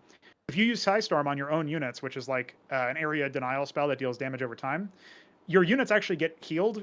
Their shields get healed back. So it's actually a good thing to storm your own units. Whereas in competitive multiplayer or even in co-op, you storm your own units and you're dealing damage to them. So they're actually teaching you the complete wrong lesson. And I know that's a very specific example, but that kind of thing is all over the place in a lot of modern RTS games. And I feel like if we have a game where the content actually teaches you at least somewhat adequate lessons about how to play the game and how to be familiar with a lot of the roster, then when you do graduate to multiplayer, even if it's to play co-op with your friends or random people on matchmaking or whatever, that's going to give you a lot better of an idea because you'll at least have some baseline confidence in yourself. And I feel like that is a point where I don't hear a lot of people talking about like how single player can actually prepare you for multiplayer without being just multiplayer, because I know that the single player crowd would find that probably pretty boring. I think it's great to have all sorts of crazy antics where new enemies arrive partway through, like the Battlefield Expanded type thing, as long as it's done well and not just a gotcha. And I think it's great to have asymmetric warfields and all sorts of stuff like that, and maybe even different units in the campaign than in multiplayer. But I do think that you can do a really good job with your single player content and thus prepare players who have done that for playing, more, you would just say slightly more serious content or competitive content where there's more at stake and they probably won't feel as self-conscious about their play, I guess. I'd So say that was team one point that games I meant to comment on. actually help a Go ahead. lot. That's how I would prefer to do it because that can take a lot of the Mhm. weight off the micromanagement. Because in team games, you can Mhm. kind of afford to specialize. Like Yes, okay, yeah. you're the anti-air guy, or like you're the melee Yeah, guy, yeah. and that helps take the load off of my having to micromanage so much. So I would prefer that. I was thinking, as somebody, I would 10 times rather have just some rookie player just trying his best. Just, okay, you're making units. Great. Like that's, Yes. whereas Yeah, yeah. what I don't want are the people who are AFK And then like one time I had somebody who was basically dictating what they wanted everybody else to make and of like for their Oh, team. okay. And then as soon as you didn't, they went and started attacking your base. Like, so it's like Oh, they nice don't guy. care. They're bringing down this ship. You know, like Yeah. I encountered that. But on the other hand, yeah, the AFK thing, man, just even Oh, one of yeah. them, if you had a really good player micromanagement, sometimes they could take over the load, but like I would not be great at that. Oh, But yeah. I remember some games like 4v4. It's like you hear like this bell ring bong, and like somebody has left, and then all of a sudden bong bong bong, bong and okay, you won. Yeah. You Yeah. because Yeah. like the team automatically just bailed so fast that it was. Yeah. Right, and who knows why that is? Like maybe it is just the AFK thing, Having but one either player way, leave it's is a hit. I mean, it's yeah. yeah. So any rookie players, do not feel bad about being a rookie player. If you're making units, period, and just follow the crowd, that's all you need to do. Like you'll be highly valued compared to an AFK player Sure, yeah. or someone who Well, just also if you're left. genuinely trying, I think most people will. They'll be like, all right, yeah, at least Having he's trying, units on like the field makes a dramatic difference, you know? absolutely, yeah. Yeah, so I think that's definitely something that, I figure it just deserves a shout out towards the end. And yeah, I mean, since you said you were winding down, I don't know what the normal format is. Like, do we do chat questions or something like that? Or and Sure. I maybe don't there's know if some last I have topic enough you were for the thinking of? live chat for that, but I mean, we can if, yeah, chat do at Russ broadcast so it's easier to read and Yeah, if um you guys have questions, of course. yeah. Yeah. So I guess this didn't. Well, I feel like you kind of came through on the real time strategy angle. On the other thing, I think I got disoriented because you were kind of talking more about like game behaviors much more than Mhm. like the environment of the world. So this went a different direction I thought it was going to be, but Oh, it's sure, yeah. Well, yeah, I meant to ask a little bit more of a follow-up on that because I could tell that maybe the point wasn't connecting super well for where I connected the game behaviors to the game world. Like in my mind, they're all really connected, and if you can have like a compelling set of people that feel like they belong there as opponents or as even just entities that live there, right? They don't necessarily have to be like actual enemies that you fight or something. Then that can go a long way towards really consolidating your experience of like, oh, that part of the world is dangerous in this way, or that part of the world has this thing, and like the environment thing I've noticed in most games as they approach more, they try to be more like photorealistic and stuff. Is a lot of them end up looking pretty similar, or they end up reusing objects, like we were talking about the Far Cry 5 example, where they have like those blue wires everywhere, and when that happens, it feels like a little hard to orient yourself in the world, where you suddenly don't really know where you are relative to other landmarks in the world if it's like an open world game, or you don't really even get a proper feel for how the environment interacts with the opponents or something like that, where like the flood in the Forerunner stuff is like that's a clear mismatch, so what's going on there? That at least like makes you ask a question. So I feel like it's not just the environment, and it's also not just the behaviors and the agents within the world, but it's definitely like how do they play off of each other and how do they unify? Because if you don't really have that, I don't know. I feel like the Halo example is a good one of like that makes you think about stuff, that makes you curious, and a lot of other games unfortunately just have like counter examples of what not to do, in my opinion. well, I think you might want to drill down on specifics and give examples. Like from the start of, I mean, from the start, I was kind of struggling to kind of see where you were going with it, or trying to like which points you were bouncing around a lot of different areas. So I would recommend trying to hone down your thoughts a little more on where like what works, what doesn't, give specific examples, like because this is the Yeah, sort I of think. thing where subconsciously I Uh, notice it all the time. But consciously, it's yeah, yeah, rare where where I can understand why this game works with the immersion and this one doesn't. You know. Okay, and we have two questions. yeah. It I looks. think. Oh Okay, no, go go ahead. ahead.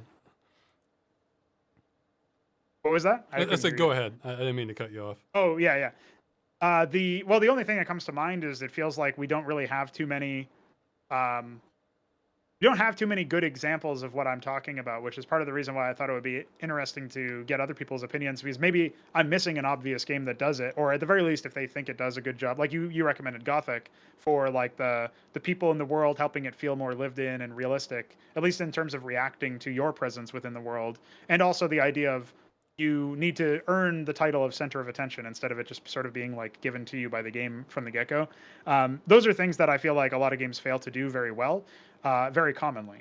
And that's something where maybe I just need to expand my repertoire of games that I've played. I admittedly, like I said, haven't played Gothic, but a lot of other games, like part of me in this conversation was looking for like, is there an example of some of this stuff? Because ultimately, I haven't really experienced too many game worlds where I felt like, besides the tourist destination idea of them being maybe beautiful environments, a lot of the times it didn't feel like they were really properly lived in.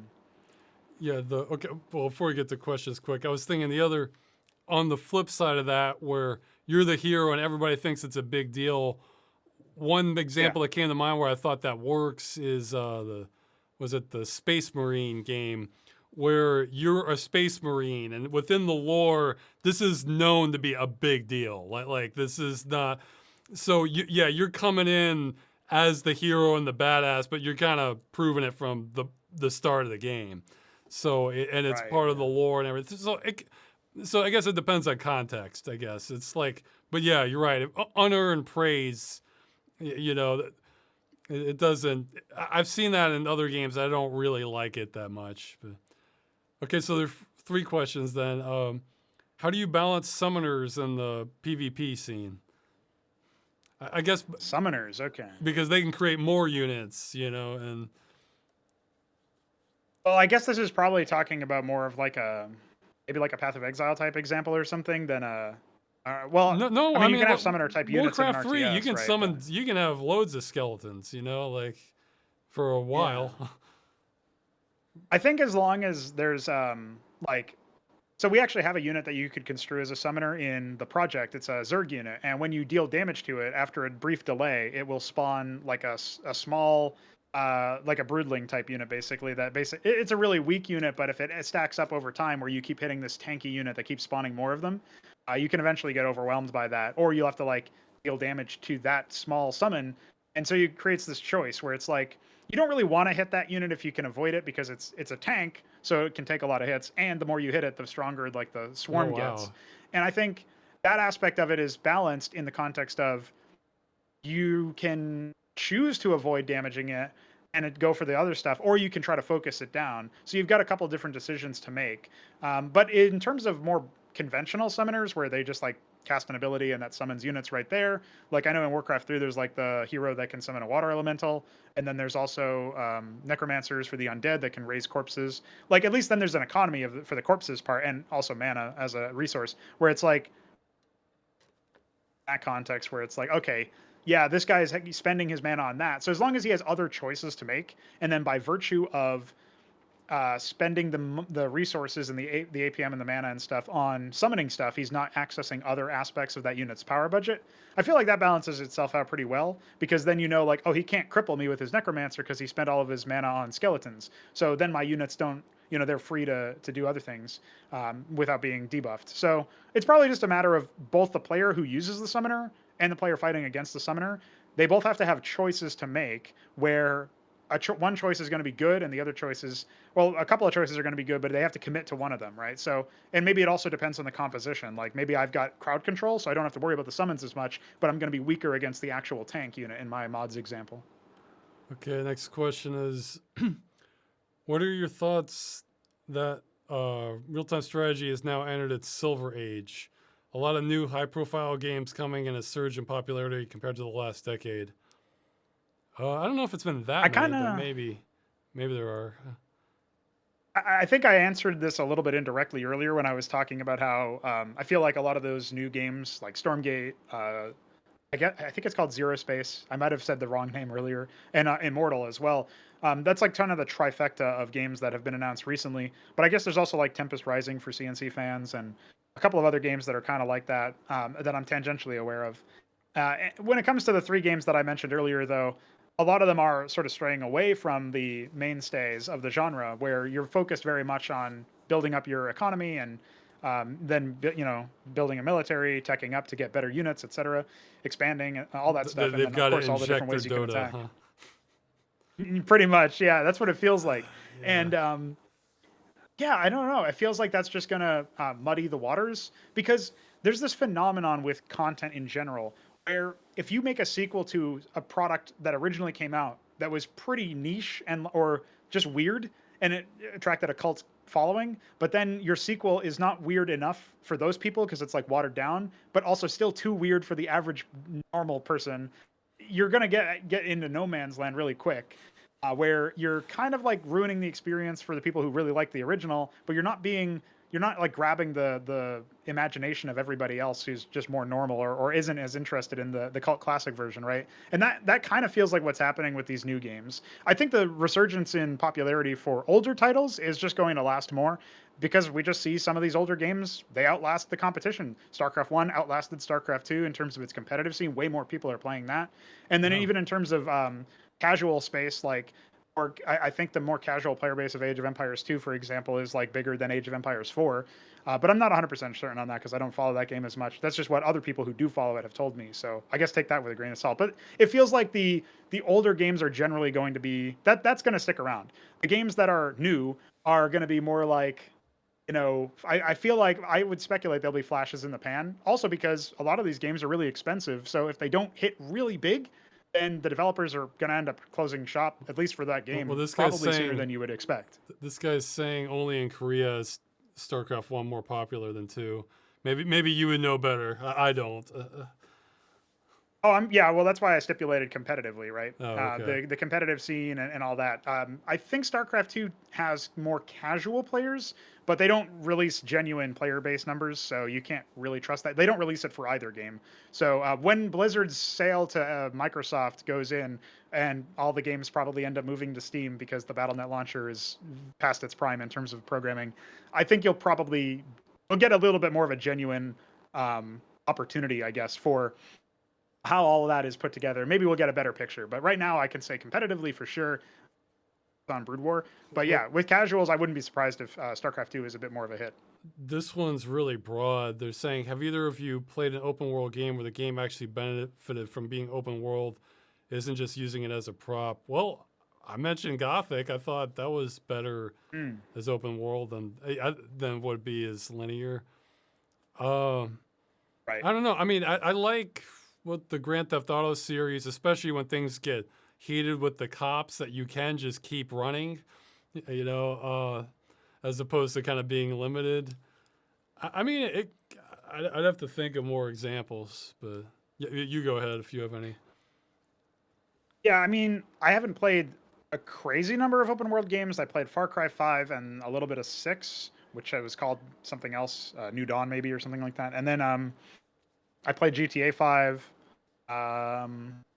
Trying to think of other open world games I've played. So yeah, I haven't. I'm not like the most well versed. Oh, I guess I played Ghost Recon Wildlands.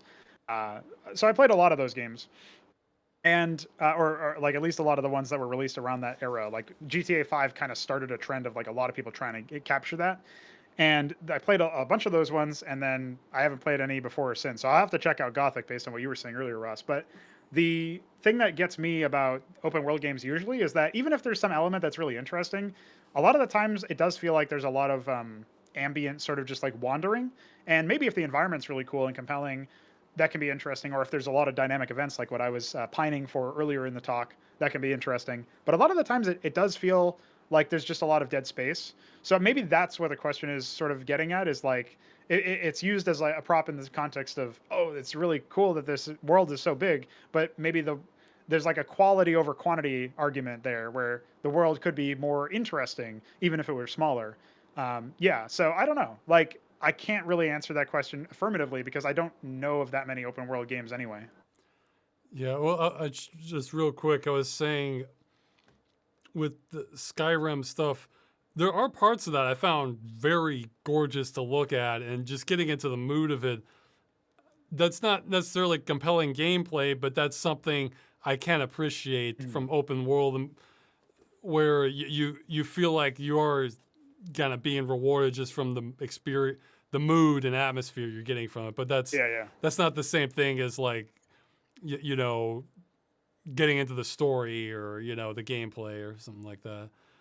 What are your thoughts on games and genres trying to appeal to as many people as possible to the point of losing their definition and soul?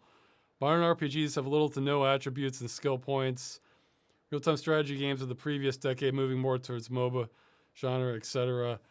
I mean, and I'd say for me personally, in general, it's usually not good, though if the gameplay's fun, I don't care. But because you're talking about modern RPGs, look, I'll take a watered-down action RPG over that hardcore dungeon crawl, you have 50 stats stuff. So but some people prefer that sort of thing. So it varies, you know. Yeah, I mean, I guess it's going to be different strokes for different folks as far as how much complexity you like in your games. But I do think that going back to what I said earlier about the like, if you get the watered down sequel that's still too weird for the normal people, that is going to feel that does feel a lot like the game's trying to be, you know, too many things to all people or whatever, all things to all people, and then it does feel like there's a conflict there. That's one of the reasons why I'm not really bothered by the idea that maybe my games end up being kind of niche, because I do think I would postulate that there's a hardcore slash niche audience of people who are interested in that kind of thing. But when it comes to like RPGs specifically, I feel like RPGs are just really confused as a genre, where a lot of the times by, you know, you might like, maybe it's the point of the game is to like trivialize certain engagements by customizing your character in a certain way and then like growing in power, but it does feel like some games will actually make the game harder the more higher level you are, which kind of makes it feel like you're not getting rewarded at all, maybe even punished for leveling up, or at the very least you're not feeling that Sacred. power spike. Like, yeah, so like earlier you were talking about um, like Metroid, when you progress, or like just in general, you can like kill enemies really fast, so it doesn't feel like there's a grind when enemies respawn. Like I kind of get that vibe from a lot of RPGs where I'm powerful now, but so are my enemies, so I'm Oh not yeah, I really hate that. powerful. You know what I mean? That's of the enemies level with you. Maybe there's an example I'm forgetting. I never really like that. Like Yeah. just everywhere they level with you, so it's like, what's the point? You know, it's why have levels then if you're gonna. Yeah, exactly. Uh, Just have no levels, but like maybe equipment or something. You we're know, I feel seeing like that could help. questions trickle down, and between the two of us, this get kind of long. We've been going over 3 hours, so we'll try to like Okay, kind sure. of rapid fire these a little bit more. Yeah, sure. Let's see. What's I don't. This is what I'm saying. What would you say is the perfect game or approaches the perfect game for both of you? For me, that's like asking what's the perfect song or what's the perfect music. I mean, it's Yeah. just too many for me. Uh, I don't know if you have any answers for that. I mean, I'll shout out StarCraft One and Counter Strike, but the main things, like those are different genres, obviously. The main things though is that I've spent a lot of time thinking about how to improve them both. So like, as pretentious as it probably sounds, I feel like those games are like, I don't do numerical scores, but they might be like a 6 or 7 out of 10. And that's because I think there's so much better you could do if somebody tried, and it doesn't really feel like too many people have tried. So that's what we're doing. Like, I think StarCraft One's the best RTS game, but I also think it's the best one because nobody's done better yet. Not that it's the best one because it's so unreachable. You know what I mean? Like glass ceiling, I guess. So I feel like we'll go past that, but that's my rapid fire answer, I guess. And I'm gonna skip well, one's saying Bull of Petunia's mind went. I think that might be a Hitchhiker's Guide to the Galaxy reference where they turn the whales into a bowl of petunias. But Oh, I maybe, yeah. think I'm not sure. Are modern games overall trying too hard to cater to competitive or esports? And they're talking about mentioning Overwatch. I have no idea. You can Hmm. weigh in. Yeah, so I think the age of competitive games, or like games in general catering super hard for esports, is probably coming to a close. It's actually one of the main problems with a lot of the RTS games that I was mentioning earlier that are coming out, is that they try really hard to say, hey, you can be a competitive esports player in this, and we'll be the next Starcraft killer, or the next, you know, I guess Age of Empires killer, because Age of Empires is also a big one, or whatever. But yeah, I think it's pretty much over at this point. I think people have figured out that it's not going to be super good. I mean, Overwatch has been such a failure with its professional league, and it's totally like tertiary to this conversation, so it doesn't need a big long answer. But yeah, I would say Overwatch is actually one of the examples that's probably going to kill it. So you won't have to worry about that for too much I longer. I do don't think. I think people remember. are figuring it out. I can't remember if it was like the remake or the original, but at one point they patched Warcraft 3 for balance changes, and the changes literally made the campaign one part of the campaign impossible. Like with the hammer damage, I think they fixed it. It didn't Yeah. last long, but I remember that happened. I remember thinking, yeah, that kind of Yes. shows where the mind's at. Yeah. Um, Absolutely. what do you guys think of middle-sized studios and indies making games that the big companies have sort of given up on, or very very lazy with, to the point that the new games on the scene attempt to dethrone them? I think it's great. I mean, I'm a huge fan of long tail games, you know, where it's not going to appeal to Yes. everyone, but if it goes after that demographic, awesome. Yeah. Yeah, I think as long as somebody's carrying the torch for those kinds of concepts, because there is a market, but I think the AAA studio, which is almost like the experience you get from playing a AAA game, is actually there's going to be some things that are definitely different about that compared to an indie game, but the core gameplay is often sometimes more refined in the indie game because the AAA studio is trying to appeal to so many different people in so many different ways, and there's certainly an element of the budget that gets distributed just towards making it flashy or attention grabbing. And if you don't care about that as much, you're probably going to find a better experience with those middle-sized or indie studios. So I would just say, yeah, I'm all for that because maybe they can be a little bit more focused and not try to appeal to so many people, right? Yeah, and then they don't have to. It doesn't have to be designed by committee either. You know, where everything gets watered down. Okay, well, I think we can kind of wind this up unless there's anything else you want to say here. No, I think that's it. I guess if you wouldn't mind, at some point, I'll have a couple of links for you to throw up in the Oh description yeah. or something for the Oh, people oh, to yeah, check out the shoot. project. Yeah. But Okay, so I you don't know, even know what we've these been going are. so long. I don't Just, think we need to worry about I'll watching just any put it videos or on the anything. So. screen. And, oh wait, shoot. Copy. Okay, so Discord has the option to copy text but not copy link, huh? Okay. That's a good one. Just this last link I No, just no, sent you. I'll If you wanted to throw that okay, up, I'm that's putting fine. up. Okay, wait, it's. Okay, turn the sound on. Cosmonarchy.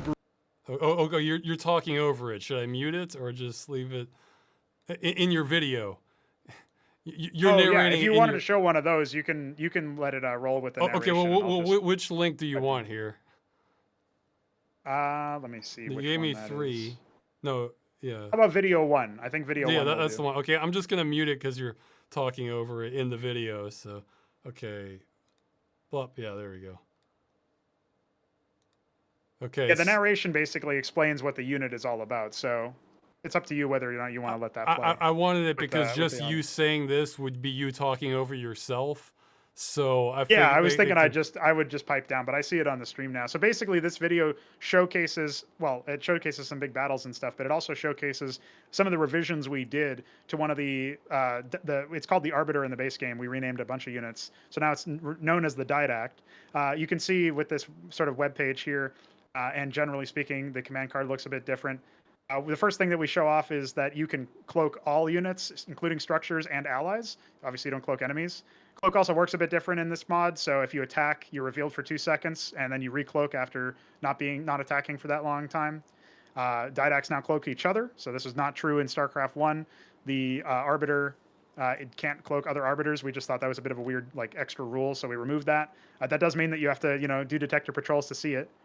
And you can see here new stasis. Stasis field requires a channel now. In the original game, you just cast it. It was point and click. We try to make that a little bit different. And at this page, I'm just showing off the energy regen. Energy regenerates a lot faster. So you can basically make more of these casts the longer the unit stays within the fight, which makes zoning them away a little bit more important. So this is like stressing positional gameplay in that sense. And that's why the stasis timer actually runs out a lot faster. And this is the sort of money shot here. The big change that we made is recall is now a channel. So when you recall units, instead of it being instantaneous or near instantaneous, you'll see that the unit still has that recall effect below it. That's because it has established a link that lasts as long as the unit has energy. And if you train more units or you send some more units through that portal, they'll just teleport right there. So it lasts as long as the spellcaster actually has energy for it. And that means that if you don't pick off this spellcaster, you can actually see a large number of units stream through over time, as well as, of course, the initial lump sum. And there's just a couple of shots of its abilities in action. And the narration at this point mentions that the unit is very expensive. I feel like you're selling it for the people who are already like hardcore into esports, and we need like more of a broad presentation for regular people, like new units, new abilities. Yes, You know, yeah, yeah, yeah. yeah. You know, I think you're. Well, I mean, maybe there's some overlap, but I think I might be the wrong audience to give that targeted an explanation for. You know, it's Oh, sure, yeah. That's just so the sort of meta thought you can have from that is these guys changed all the abilities on one unit. Well, we also added 80 new units, and we also did a whole bunch of other work to all the other spellcasters. They're all different. So in that context, it's almost like re-experiencing StarCraft 1 for the first time because there's so much new stuff and stuff that almost feels like my ideal world is that maybe you like one time you were playing StarCraft or playing an RTS game in general, and you had this thought in your head that wouldn't it be cool if, and then something like that is actually in this project. So yeah, we definitely could have had more, I guess general audience presentations. We are working on more educational content or like, first timer content that is going to appeal to a wider audience, but we haven't done it yet. So that's still just a work in progress. But I figured I'd show that as an example of like, that's the scope of the changes though. We changed all of these units. We modified a bunch of stuff and we're actually slowly replacing a lot of the base graphics to make them look a little bit better anyway. It's sort of our own version of a remaster. well. Oh yeah, and somebody's asking what's the name again. I don't know either. I'll put it in the Yeah. YouTube. Yeah, but what's the name of it? Or Cosmonarchy Brood War. So it says Brood War just so that people know it's Cosmonarchy from Brood mod for War. that. Okay.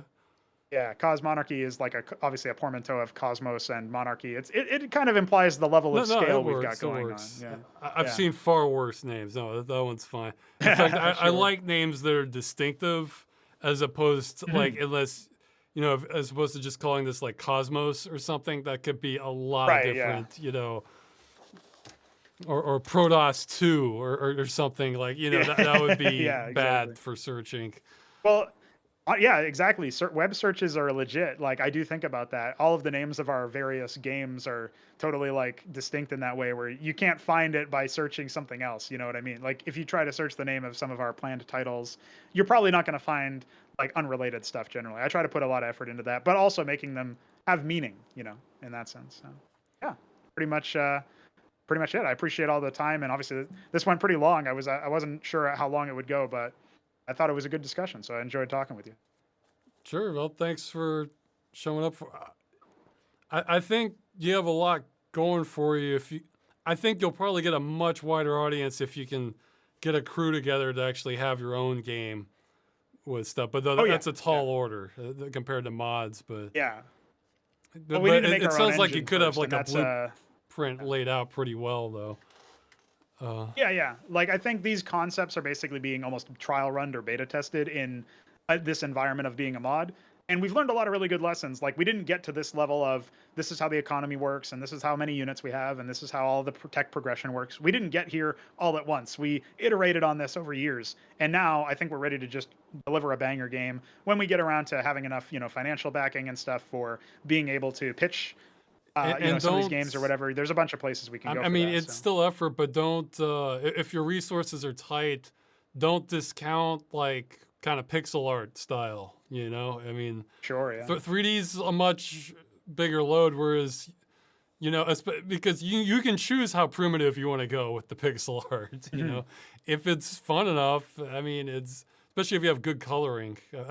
I found good colors can carry like really crude pixel art quite a ways.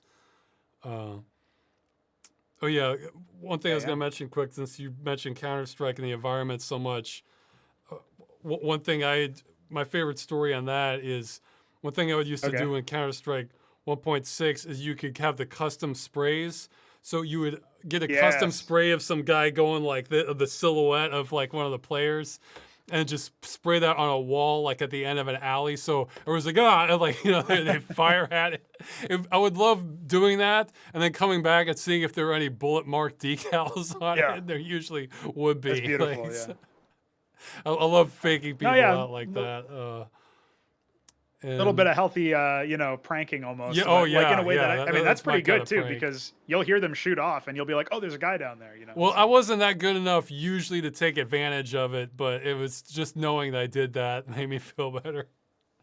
I think the only nice. strategy I developed that like felt like yes, this is a higher level strategy is if I heard somebody coming around the corner, I would not turn and start shooting. I would start shooting and then strafe out into them. So the bullet, so I'm firing against a wall, and so that first half a second, as soon as I'm firing the very instant I'm coming around the corner at them.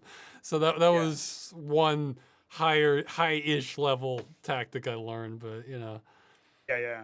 They call that pre-firing. Yeah, it works pretty well too. So even in modern versions of Counter-Strike, that's still a thing. So, yeah. It works even better back when I played on a 56K modem. Yeah, of course. Why not? Okay.